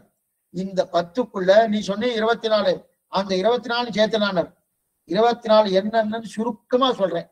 அப்ப 24 24 வராது, 14 தான் வரும். ஏன்னா 10 நம்ம ஏற்கனவே எடுத்துட்டு போகணும், 14 தான் வரும்.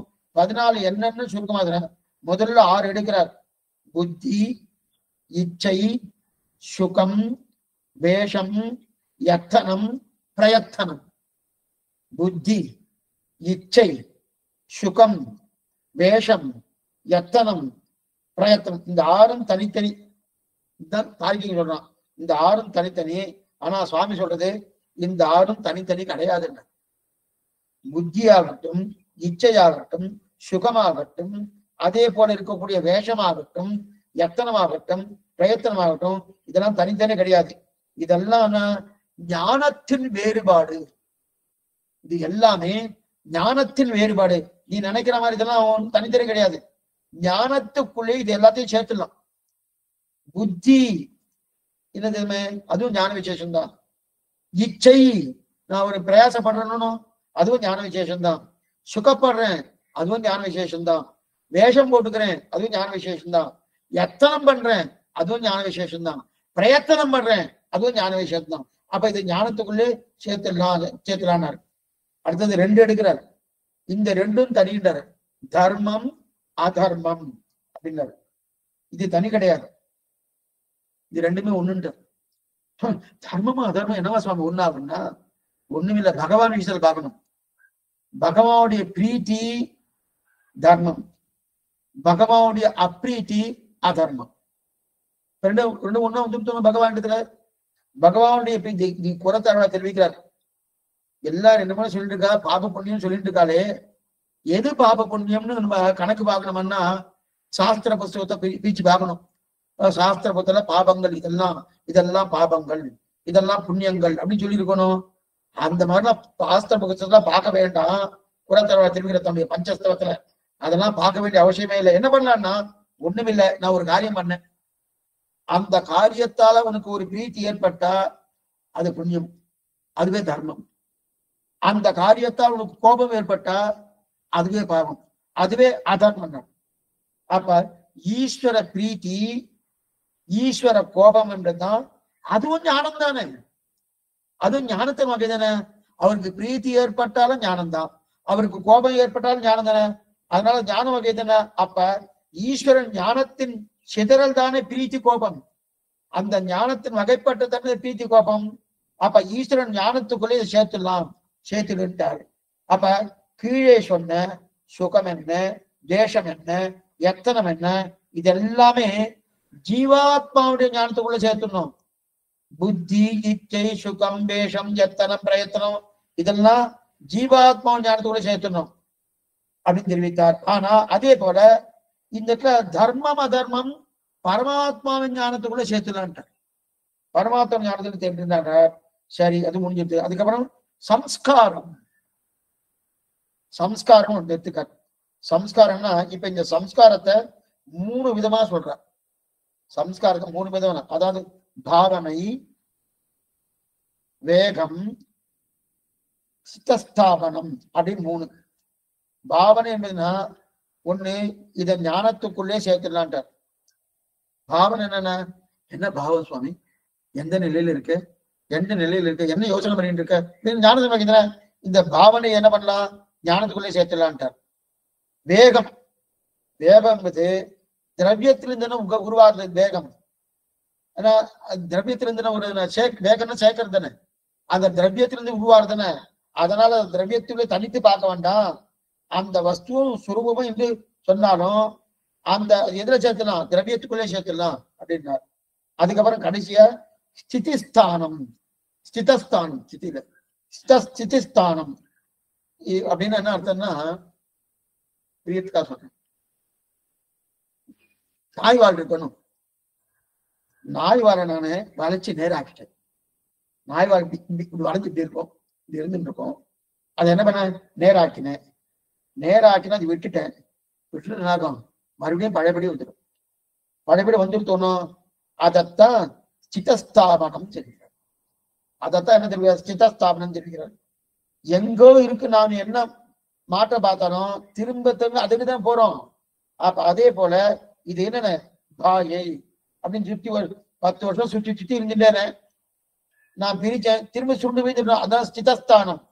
அப்ப இதையும் என்ன பண்ணா, அந்த சம்யோகத்துக்குள்ளே சேர்க்கலான்ட்டான். ஸ்திதஸ்தானம்னா திருப்பி அதுலயே தானே வருது. நாய பாலை நிமித்தினாலும் திருப்பி பழையபடி தானே வருது. எப்ப பழையபடியே வருதோ அப்ப சம்யோகத்துக்குள்ளே சேர்க்கலாம். ஏன்னா சம்யோக விசேஷத்தால் தான் இது எப்படி சேர்ந்து இருக்கு, அதனால அதுலயே சேர்த்தலான்னு திருப்பி வரது இல்லையா அப்படின்னு சொல்ற. இன்னும் 2 சொல்றாரு. இன்னும் 2 என்னன்னா, விபாகம் பிரிதத்துவம். விபாகம் பிரிதத்துவம். விபாகம் என்பது பிரிவு. பிரிவுன்னா பிரிவு என்னன்னா பிரிஞ்சு பிரிஞ்சு இருக்கணும் இந்த பிரிவு, அந்த பிரிவு. இன்னொன்னு பிரிதத்துவம். பிரிதத்துவம் என்பது தனிமை. இந்த 2ஐயுமே தனிமா சொல்லணும்னு தார்க்கிகனுடைய நிலை, தனியா சொல்லணும். விபாகம் என்றது தனியா சொல்லணும், பிரிதத்துவம் தனியா சொல்லணும்னு கிடையா தார்க்கிகனுடைய. பிரிவு தனிமையை அப்படி செய்ய வேண்டிய தேவையே இல்லை. ஏன்னா இருந்த சயோகம் நாசம் அடையிறதுதான் விபாகம். சயோகம் என்றால் சேர்க்கை. அப்ப நாசம் அடைஞ்சிருத்தோம்னா அதுதான் விபாகம். அப்படின்னா என்ன அர்த்தம், அப்ப நாசம் அடையலைன்னா அது என்னது, அடையலைன்னா என்ன அர்த்தத்துக்கு, அதுக்கு பிரிதத்துவம் வந்துருத்தணும். அப்ப 2மே ஒண்ணு தானே. அதனால இது தனியா சேர்க்க வேண்டியது. இது இல்லைன்னா சயோகத்துக்குள்ளேயே இதை சேர்த்துடலாம். தனித்தனியா இருந்தா தனிமை, இதை சயோகத்துக்குள்ளே சேர்ப்போம் அப்படின்னு சொல்லிட்டார். இப்ப இது வரைக்கும் ஆயிடுச்சு. இன்னொன்னு சொல்லிட்டு இருக்காரு, பாத்வம் அபாத்வம்னு பேரு. பாத்வம் அபாத்வம்னு. பாத்வம்னா பரத்துவம் எடுத்துக்கோங்க. பரத்துவம் பரத்துவம் பாத்வம் பரத்துவம். பரத்துவம்னா உயர்ந்தது. அபரத்துவம், பரத்துவம் அபரத்துவம். பரத்துவம்னா உயர்ந்தது, அபரத்துவம்னா தாழ்ந்தது. உயர்ந்தது தாழ்ந்தது இவரை தனித்தனியா பார்க்கணும்னு. தனித்தனியா பார்க்க வேண்டிய விஷயம் இல்லை. அது தேசத்தாலே காலத்தாலே சையோகத்தாலே உயர்ந்தது என்றாலும் காலத்தாலே உயர்ந்தது அப்படின்னு வந்துருமே தவிர நீ பார்க்க வேண்டாம். ஏன்னா சில வஸ்துக்கள்லாம் காலத்தால உயர்ந்திருக்கும், சில வஸ்துலாம் காலத்தால தாழ்ந்து இருக்கும். சொல்றேன். சில சில காய்கறிகள் இருக்கு, என்னென்ன காய்கறி தான் சார்ந்ததுக்கு உபயோகப்படுத்தணும்னு சொல்லிருக்காங்க. அப்ப அந்த உபயோகப்படுத்தாத காய்கறிகள் அந்த நிலைக்கு தாழ்ந்ததுன்னு வந்துருக்கு. அதை உபயோகப்படுத்தக்கூடிய காய்கறிகள் உயர்ந்ததும் வந்துருக்கு. அதே சார்ந்த காலம் போயிடுத்து வச்சுக்கேன், இந்த எல்லா காலமும் உயர்ந்துன்னு வந்துருதணும். அப்ப அந்த காலத்தாலும் தேசத்தாலும் சில சில தேசத்துலாம் தேசாச்சாரம்னு வச்சுட்டு இருப்பா. அந்தந்த தேசாச்சார அனுட்டானம் வச்சுட்டு இருக்காரணும். அப்ப அவளுக்கு மாறுறதனும். அப்ப காலத்தாலும் தேசத்தாலும் சவியோகம் மாறுறதனும் உயர்த்தவனு. அப்ப இருக்கிறபடியாலே கால சவியோகத்தால தேச சவியோகத்தால சேர்த்துடு. அதனால அதுக்கு உயர்த்தி தாழ்த்து கிடையாது. அப்ப ஏன்னா இதுக்குன்னா சில சில சுத்தி இருக்கணும், சில சுத்தி இல்லையனும். அதெல்லாம் அந்தந்த காலத்தை பொறுத்து இது சுத்தி. கத்திரிக்காய சாதத்துக்கு உபயோகப்படுத்தக்கூடாது, சரி. அதே போல தோரம்பருப்பை சாதத்துக்கு உபயோகப்படுத்தக்கூடாது, புளிய சாதத்துக்கு உபயோகப்படுத்தக்கூடாது. அப்பனா புளிய தப்பு, கத்திரிக்காய தப்பு, தோரம்பருப்பை தப்பு அப்படின்னு சொல்ல முடியுமா? அது காலத்தால் சார்ந்த காலத்தால அது தாழ்ந்து இருக்கு, அது போல உயர்ந்து இருக்கணும். அதனால ஆக கால சம்யோகத்தாலே தேச சம்யோகத்திலே சேர்த்துடுன்றார். அதனால்தான் அதற்கு உயர்த்தி தாழ்த்தி. ஆக இந்த இருக்கிற இதுக்கு ஒரு எக்ஸாம்பிள் சொல்லுவாரு சுவாமி. என்ன எக்ஸாம்பிள்னா, ஒருத்தர் என்ன பண்ணுவோம்னா, கத்திரிக்காய்க்கு கீடை முளைச்சிருக்கு பாருன்னு வரும். கத்திரிக்காய்க்கு கீடை முளைச்சிருக்கு பாருங்க. ஏன் சுவாமினா, கத்திரிக்காய் வச்சோம்னு வச்சுக்கேன், மேல அது காம்பு இருக்கணும், அது கீடை மாதிரி இருக்கணும், அதனால அது உயர்த்தி. கத்திரிக்காய் கீடை முளைச்சிருக்கு, அதனால அது உயர்த்தினாரா. இன்னொருத்தர் சொன்னாரா, சுவாமி அதனால தாழ்த்தினாரா.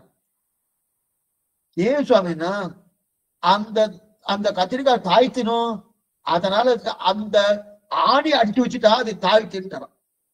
அப்ப ஒரே கத்திரிக்காய், அதில் இருக்கக்கூடிய அந்த கத்திரிக்காய் மேல இருக்கக்கூடிய அந்த நீட்டின் இருக்கணும், அந்த நீட்டின் இருக்கிறது ஒரு சுவாமி என்ன சொல்றாரு, உயர்த்தி நீட்டம் போல இருக்குன்றாரு. இன்னொரு சுவாமி என்ன இருக்காது, ஆணி போல அடிச்சு வச்சு அதை தாழ்த்தின்னு சொல்லிட்டு இருக்காரணும். இது சொல்லணும். இதெல்லாம் எதனா ஆக கால சம்யோகத்தால இதெல்லாம் மாற்றிட்டு இருக்காரு. அதனாலதான் உயர்த்தி தாழ்த்தி வந்துன்னு சொல்லியிருக்கார். இது சேர்த்து விடலாம். ஆக உயர்த்தி தாழ்த்து தேச காலத்துல சேர்த்துலாம். அடுத்து சங்கியா. சங்கியானா எண்ணிக்கை, சங்கியான எண்ணிக்கை. அதே போல பரிணாமம். பரிணாமம்னா மாறுதலுக்கு உட்படுறது. அதே அடுத்து திரவியத்தம். திரவியத்தினா தண்ணீராக இருக்கும் தன்மை. அதுக்கப்புறம் ஸ்நேகம், எண்ணெயில இருக்கக்கூடிய ஸ்நேகம், அதாவது இந்த இருக்கிற ஒருத்தரோட சேர்றாருனோ அந்த ஸ்நேகத்துவம். இதையெல்லாம் பிரிக்கணும்ன்றாரு.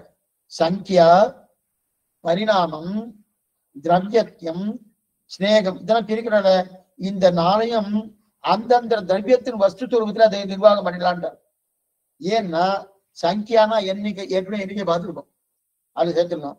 பரிணாமம்னா மாறுதல், ஏற்கனவே மாறுதல் பார்த்துருக்கோம், அதுல சேர்த்துடலாம். அதுக்கப்புறம் திரவியத்தம்னா தண்ணீராக இருக்கும் தன்னை திரவியத்தை அதுல சேர்த்துடலாம். ஸ்நேகம்னா எண்ணெயில இருக்கக்கூடிய இது இருக்கக்கூடிய ஸ்நேகம் தானே, அந்த ஸ்நேகத்தோட சேர்க்கலாம், பிரிக்கணும்ன்ற அவசியமே கிடையாது அப்படின்னு தெரிவித்தாரு. அப்ப இதெல்லாம் நிர்வாகம்னா சொல்ல தேவையில்லை. அடுத்து குருத்துவம். குருத்துவம்ன்றது குருன்னா அதுல ஆச்சாரன்னு சொல்ல, குருன்னா எடை கூடி இருக்கிறது, அதான் குருத்துவம். குருன்னா எடை கூடி இருக்கிறது குருத்துவம். எடை கூடியது என்பது அதுவே சக்தி தானே சுவாமி. எடை கூடுறதுனால சக்தி தானே, அதனால அது சக்திக்குள்ளே சேர்த்துலாமே. அதனால ஆக மொத்தம் 24 வேண்டாம், 24 வேண்டாம், இருக்கிறது 10 தான். அந்த 10 என்ன?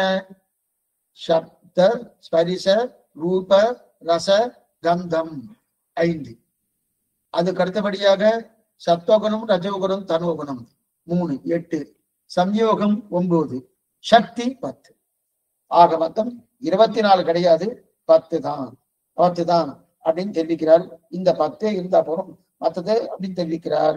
சரி, இப்ப ஜீவகுணம் இது இன்னொன்னு எடுக்கிறார், எக்ஸலண்டா எடுத்துட்டா பாருங்க. சப்த ரஜஸ் தமஸ் குணம் இருக்கணும், இது ஜீவாத்மம் குணமா?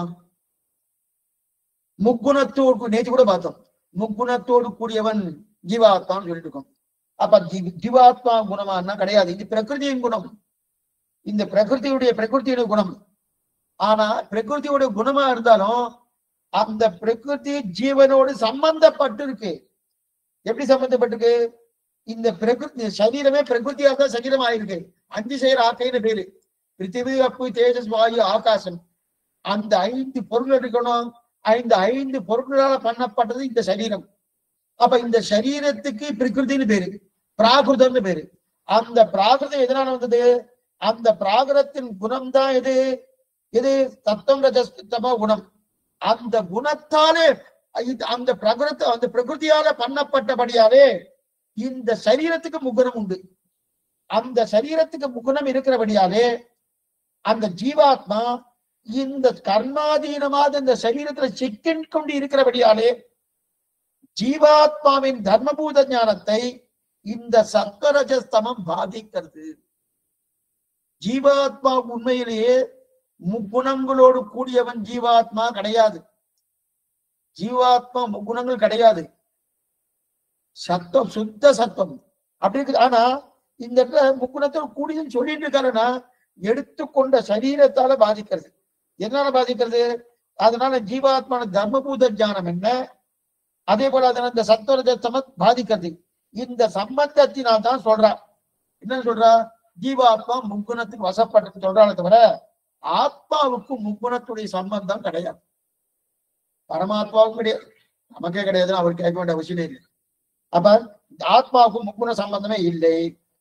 அப்ப ஒண்ணு சொல்ற சுவாமி, சாத்விக ஞானம், சாத்விக காலம். கார்த்தார 4 சாத்விக காலம்ன்றா, சாத்விக ஞானம்னு சொல்றா. அப்ப காலத்துக்கு சத்தம், ரஜசு, தமசு குணம் இருக்கான்னா கிடையாது. காலத்துக்கு சத்துவ குணம் காலம், ரஜோ குண காலம், தமோ குண காலம்னு இருக்கான்னா இல்லை. ஆனா சாத்விக காலம் என்கிறார்களே, கார்த்தார நல்ல பிரம்ம முகூர்த்தம் சுவாமி. பிரம்ம முகூர்த்தம்னா சாத்விகமான காலம் அப்படின்னு சொல்றாரு. அந்த மாதிரி சொல்றாருன்னா அந்த காலத்தில் தான் சாத்விக பதார்த்தங்கள் நிறைந்து இருக்கும். நல்லா பாத்துக்கோ, சாத்விக பதார்த்தங்கள். சாத்விக காலம் வேறு, சாத்விக பதார்த்தம் வேறு. சாத்விக பதார்த்தங்கள் நிறைஞ்சி இருக்கணும். அந்த நிறைஞ்சி இருக்கக்கூடிய சாத்விக பதார்த்தங்கள் நிறைஞ்சி இருக்கக்கூடிய காலமானபடியாலே சாத்விக காலம் வேறு. காலத்துக்கு சாத்விகமும் ராஜசமோ தாமசமோ கிடையாது. அப்ப சாத்விக காலம் என்ன பண்றான்னா அந்த கால சாத்விக பதார்த்தங்கள் கார்த்தால 4 மணில இருந்து 6, 7 மணி இருக்கும். சாத்விக பதார்த்தங்கள் நிறைய இருக்கும். பதார்த்தங்கள் எல்லாம் இயற்கையா இருக்கிறதுனா சாத்விகமா இருக்கும். அந்த சாத்விகமா இருக்கிறபடியாலே அந்த காலத்தை சாத்விக காலம். அதே போல சத்துவரூப ஞானம் என்றால் சரீரத்தில் இருக்கக்கூடிய சத்துவகுணம் நன்றாக வளர்ந்து அதான் இந்த ஞானம் ஏற்படுறது இல்லையா, அதனால சாத்விக ஞானம்ன்றோம். ஏன்னா சத்துவரூப ஞானம்ன்றோம். சத்துவரூப ஞானம்னா சரீரத்தில் இருக்கக்கூடிய சத்துவகுணம், சரீரத்துல தான் இருக்க, ஆத்மாவில இல்ல சத்துவகுணம் இருக்கு. அடையும் மறுபடியும் திரும்ப சொல்லிட்டு இருக்கேன், ஆத்மாவுக்கும் முக்குணத்துடைய சம்பந்தமே கிடையாது. அப்படி இருக்கச்சுதே. ஆனா இந்த சத்துவகுணம் என்ன, சத்துவரூப ஞானம் சொல்ற போனோம், சாத்விக ஞானம்னு சொல்ற போனோம். அப்படின்னா சத்துவரூப ஞானம்னா சரீரத்தில் இருக்கக்கூடிய சத்துவகுணம் இருக்கணும். அந்த சத்துவகுணம் நன்னா வளர்ந்து அதனால இந்த ஞானம் ஏற்படுறது இல்லையா, அதனால சாத்விக ஞானம்னு சொல்றோம். சாத்விக ஞானம். அப்ப ஞானம் சாத்விக ஞானம் சரி. ஆனா ராஜச ஞானமாக இருக்காது. சாத்விக ஞானம் போய் ராஜச ஞானமா இருக்குமா? இருக்காது. ஆனா ஞானம் ஞானமாகத்தான் இருக்கும். ஆனால் அந்த ஞானம் ஏற்படுவதற்கு இந்த சரீரத்திலிருந்து சத்துவகுணம் காரணமாகிறது இல்லையா, அதனால்தான் சாத்விக ஞானம். இந்த ஞானம் ஏற்படுறதுக்கு சரீரத்தில் இருக்கக்கூடிய சத்துவகுணம் இருக்கு இல்லையா, அந்த சத்துவகுணம் காரணமாகுது. அதனால்தான் சாத்விக ஞானம். அப்ப சத்துவரூப ஞானம்னு சொல்றா அப்படின்னு அர்த்தம். இப்ப சப்தஸ்பர்ச ரூபரச கந்தங்கள் எல்லாம் அந்தந்த பூதங்களின் குணங்கள். இதை தனியா சொல்லிடுறேன். அந்தந்த பூதங்களின் குணங்கள் அப்படின்னா இந்த 5 இடத்துல 5ஐயும் பார்க்கலாம். சப்தஸ்பரிச ரூபரச கந்தங்கள் 5 இடத்துல பார்க்கலாம். ஏன்னா இது பஞ்சீகரணம் பண்ணியாச்சு. பகவான் சிருஷ்டிக்கும் போது என்னென்ன பிருத்திவி, அப்பு, தேஜஸ், வாயு, ஆகாசத்தை பஞ்சீகரணம் பண்ணிட்டாரணும். அப்ப பஞ்சீகரணம் பண்ணபடியாலே 5 நிலையிலையும் 5 ஸ்வபாவம் இருக்கும். ஆனா பிரதானமா இது இருக்குன்னு பார்க்கணும். இப்ப பாருங்க, பஞ்சீகரணம் பண்ணபடியாலே பூமியில் கந்தம் இருக்கும். பூமியில இது பிரதானம். பிருத்திவின்னு சொல்லியாச்சுன்னா அதுக்கு வாசனை. பாவே மண் வாசனைன்ற ஒண்ணு. அங்கங்கே மழை பெய்யுது, மண் வாசனை இருக்குன்றாலும் அதான் பிருத்திவிக்குண்டான தன்மை. அப்ப பிருத்திவின்னு சொல்லியாச்சுன்னா பூமிக்கு கந்தம் இருக்கக்கூடியது. ஆகாசத்துக்கு போடு ஒரு சப்தம், ஆகாசத்து சப்தம், சப்தம் தான் ஆகாசத்து.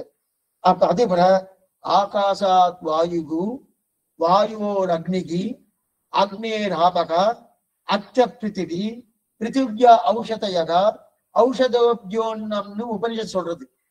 ஆகாசாத் வாயு, ஆகாசத்திலிருந்து வாயு உண்டாயிடுத்து. அப்ப வாயுல என்னென்ன இருக்கும்? சப்த ஸ்பரிச ரெண்டுமே இருக்கும். ஆகாசத்துக்கு வாயு இருக்கணும். அப்ப ஆகாசத்துக்கு உண்டான தன்மை என்ன? ஆகாசத்துடான சப்தம். அதே போல வாயுக்கு உண்டான தன்மை என்ன? ஸ்பரிசம். அப்ப இந்த ரெண்டுமே அதுல வந்துடும். ஆகாசாத் வாயு இருக்கிறபடியாலே ஆகாசத்தை அப்ப வாயுவில் சப்தமும் இருக்கும், ஸ்பரிசமும் இருக்கும், ரெண்டுமே இருக்கும். மூணாவது நெருப்பு.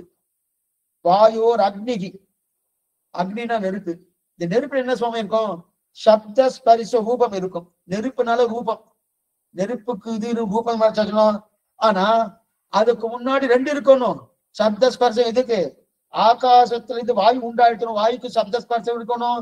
அந்த வாயுக்குள் வாயிலிருந்து வாயோர் அக்னிகி. இந்த பாட்டு நல்லா ஞாபகம் வச்சுக்கோ. ஆகாசாத் வாயு, ஆகாசத்து வாயு பிறந்தது. வாயோர் அக்னிகி, அக்னி வாயு, வாயுலிருந்து அக்னி பிறந்தது.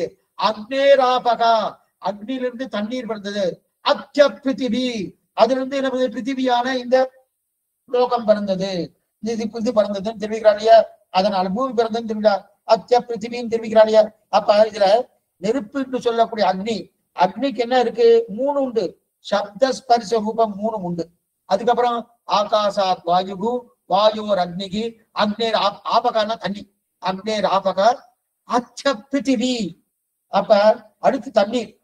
அப்ப நெருப்பிலிருந்து அக்னியிலிருந்து தண்ணீர் உருவாயிட்டணும். இப்ப தண்ணீர்ல என்னென்ன குணங்கள் சுவாமி இருக்கும்? சப்த ஸ்பரிச ரூப ரசம் 4 இருக்கும். சப்த ஸ்பரிச ரூப ரசம் 4 இதுல தண்ணீர்ல இருக்கும். ஆகாசாத் வாயு, வாயுவோர் அக்னிகி, அக்னேராபகா, அச்ச பிருத்திவி. அப்ப பிருத்திவியில என்ன இருக்கும்? 5 இருக்கும். பிருத்திவியில தான் 5 இருக்கும். சப்த ஸ்பரிச ரூப ரச கந்தம், இந்த 5 இருக்கும். அப்ப 5 இருப்பது பிருத்திவியில். நான் திருப்பியும் வேற மாதிரி சொல்றேன். முதல்ல இந்த பக்கம் 1லிருந்து 10, 10லிருந்து 1 இப்படி மாற்றி மாற்றி சொல்றோம். அந்த மாதிரி இந்த இடத்துல என்ன? முதல்ல ஆகாசாத் வாயு, வாயுவோர் அக்னிகே, அக்னேராபகா, அப்ஜ பிருத்திவி அப்படின்னு பார்த்தோம். இப்ப என்னன்னா சப்தஸ்பர்ச ரூப சந்தங்கள் 5 இருக்கிறது பிருத்திவியில. அந்த பிருத்திவியில 5 இருக்கு. பிருத்திவிக்கு அப்புறம் இது அடுத்தது தண்ணீர். தண்ணீர்ல 4 இருக்கும். என்னென்ன 4 தண்ணீர் இருக்குது? சப்தஸ்பர்ச ரூப ரசம், இந்த 4 தண்ணீர்ல இருக்கும். அதுக்கப்புறம் நெருப்புல என்ன இருக்கும் சுவாமி? 3 இருக்கும். நெருப்புல என்னென்ன 3 இருக்கு? சப்த ஸ்பரிச ரூபம், இந்த 3 இருக்கும். அதுக்கப்புறம் வாயுல என்ன இருக்கும்? 2 இருக்கும். சப்த ஸ்பரிசம் இருக்கும். அதே ஆகாசத்துல என்ன இருக்கும்? 1 இருக்கும், சப்தம் இருக்கும். இதத்தான் திருமழிசை ஆழ்வார் பூநிலாவி 5 மாய் புனர்கண் என்ற 4 மாய்ன்னு ஆச்சரியமான திருச்சந்த விருத்தம். ஆச்சரியமான பூநிலாவை 5 மாய் புனர்கண் என்ற 4 மாய்ன்னு அந்த பாட்டு எடுக்கிறார். அப்ப இது எப்படின்னா, இதுல இருந்து அது பிறந்தது, அதுல இருந்து அது பிறந்தது, அதுல இருந்து அது ஆகாசாத் வாயு, வாயுவோர் அக்னிகே, அக்னேராபகா, அத்திய பிருத்திவின்னு இருக்கணும். அப்பன்னா முதல்ல பாட்டி, பாட்டியோ தாத்தாவோ ஏதோ ஒண்ணு வச்சுக்கோ.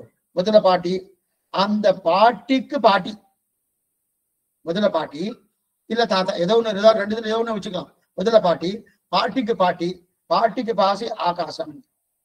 அதுல இருந்து என்ன வந்து சப்தம் மட்டும்தான் இருக்கும். அதன் பிறகு ஒவ்வொன்னா கூட்டின்றே வர, கூட்டின்றே வந்து வந்து சப்த ஸ்பரிச ரூப ரச கந்தம் இது வரைக்கும் வந்துருச்சு. சரி, இதை அடுத்து இதுக்கப்புறம் சுத்த சத்துவம். சுத்த சத்துவம்னா என்ன சுவாமி? திரிபாத் விபூதி. ஸ்ரீவைகுண்டம் தான் திரிபாத் விபூதி. இந்த சயோக சக்தி எங்க இருக்கு? 6 திரவியங்கள் இருக்கும் இல்லையா, இப்படியாக அத்ரவியம் இருக்கப்பட்டது. இன்னும் முடியல. என்ன இப்ப விசிஷ்டாத்வைத சித்தாந்தம் இருக்கு இல்லையா, இப்ப விசிஷ்டாத்வைத சித்தாந்தம், இந்த சித்தாந்தத்தை எப்படிலாம் எடுத்திருக்கார் அப்படின்னு சுவாமி இதுக்குன்னு தனியா ஒண்ணு எடுத்திருக்காரு. எப்படின்னா இந்த புஸ்தகத்தை போட்டுக்காரு. இந்த புஸ்தகம் இப்ப நீங்க யதீந்திரமத தீபிகா புஸ்தகம் போட்டுக்காரணும், சீனிவாசாச்சாரிய புஸ்தகம் போட்டுக்காரணும், எதன் அடிப்படையில் இதை போட்டிருக்காரு. இவர் இருந்ததோ 5ஆம் நூற்றாண்டு 6ஆம் நூற்றாண்டு, சாரி 15ஆம் நூற்றாண்டு 16ஆம் நூற்றாண்டு. அப்படி இருக்க செய்து இவர் எதன் அடிப்படையில போட்டிருக்காரு, அது பூர்த்தி அவரே எழுதியிருக்காரு. அது மட்டுமல்ல, இதுல இன்னொன்னு என்னன்னா, இதுல சொல்லப்பட்ட கருத்து என்ன அவரே சமரைஸ் பண்றாரு. இந்த சொல்லப்பட்ட கருத்து என்ன, இது எதனுடைய அடிப்படை, எந்தெந்த புஸ்தகத்துல எடுத்து கிட்டத்தட்ட 30 புஸ்தகம் எடுத்திருக்காரு. அந்த 30 புஸ்தகமும் யார் புஸ்தகம்னு அவரே தெரிவிக்கிறார். ரொம்ப ஆச்சரியமா இருக்கும். அந்த புஸ்தகத்தை வைத்துக் கொண்டு என்னென்ன பண்ணிருக்கேன்னு சொல்லிட்டு, 2வது இதுல சொல்லப்பட்ட கருத்து என்ன ஆச்சரியமா தெரிவிக்கிறார். அடுத்த வாரம் முதல் காலட்சேபமாக சாத்துவர கணத்திலே இந்த யதீந்திரமத தீபிகா பண்ணப்படுகிறது. அனைவரும் இந்த சாத்துவரைக்கு பரிபூர்ணமாக கலந்து கொண்டு இத்தனை நேரம் ஆதரவு கொடுத்தேன். வெறும் நல்லாரே அழிச்சு வந்து, ஏன்னா சமரைஸ் பண்ண போனோம். இதனுடைய கருத்து யதீந்திரமத தீபிகான்னா எம்பெருமானாவுடைய தரிசனமே இதுதான். அவர் சொல்லப்பட்ட கருத்து என்னமோ அதுதான் யதீந்திரமத தீபிகால சொல்லப்பட்டது. அவசியம் தெரியும்னு பிரார்த்திக்கிறேன். அவசியம் சாத்துவரைக்கு எல்லாரும் அழிச்சு வரும். அதுக்குண்டான மெசேஜ் உங்களுக்கு வந்துடும். வந்ததுக்கு அப்புறம் நீ சாத்துவார் கம்மிதான். அது சாத்துவார் முடிஞ்சோடனே அடுத்த நாள் திருப்பல்லாண்டா இல்ல மேற்கொண்டு ராமானுஜம் இருந்தாலே அதை நம்ம பார்த்துக்கோம். இப்ப ஏதாவது சந்தேகம் இருந்தா அவசியம் கேட்கும்படி பிரார்த்திக்கிறேன். ஆழ்வார் பெருமான் ஆட்சியை திருவிலேசனம், ஆச்சாரியம் திருவிலேசனம், பாகவதால் திருவடிவிலேசனம். அடுத்த காலட்சேபம் யதீந்திரமத தீபிகா சாத்துமறை. ஞாபகம். அடியேன் சுவாமி இந்த சக்தி இதுலதான் இந்த பசுத்துவம் இந்த கோத்துவம் இதெல்லாம் சேருமா சுவாமி? அதுலயே சேரும். ஏன்னா ரொம்ப டீப்பா போக வேண்டாம். இன்னைக்கு கொஞ்சம் ட்ரையா தான் இருந்திருக்கும். எல்லாருக்குமே கொஞ்சம் சரியா புரிஞ்சிருக்குமான்றது எனக்கு சந்தேகமா தான் இருக்கு. ஏன்னா கொஞ்சம் ட்ரை தான் இது. ஏன்னா இது போகணும்னா கொஞ்சம் நமக்கு இந்த தர்க்க சாஸ்திரம், நியாயசாஸ்திரம், மீமாம்ச சாஸ்திரம் கொஞ்சம் தெரிஞ்சிருக்கணும். ரொம்ப டீப்பா போனோம். அதுவே இன்னொரு 20-25 காலம் வைக்கிட்டோம். ஆழ்வார் பிரபந்தங்களுக்கு போகலான்றதுக்கு தான் இது. அடியேன் சுவாமி. ஆமா, தன்யோஸ்மி சுவாமி. ஸ்ரீமதே ராமானுஜாய நமः.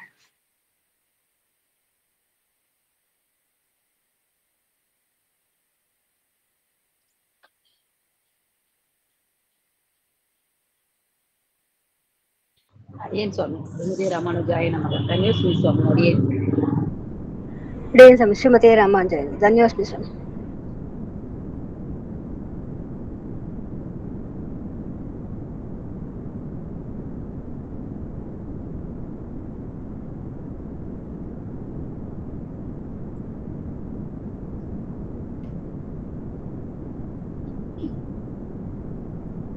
சுவாமி தேவத்திலே சேர்த்துக்கோங்க சுவாமி. அடுத்த வாரம் சாத்துமறைக்கு எல்லாரும் கலந்துக்கணும்னு பிரார்த்திக்கிறேன். எல்லாரும் அடியேன் சுவாமி.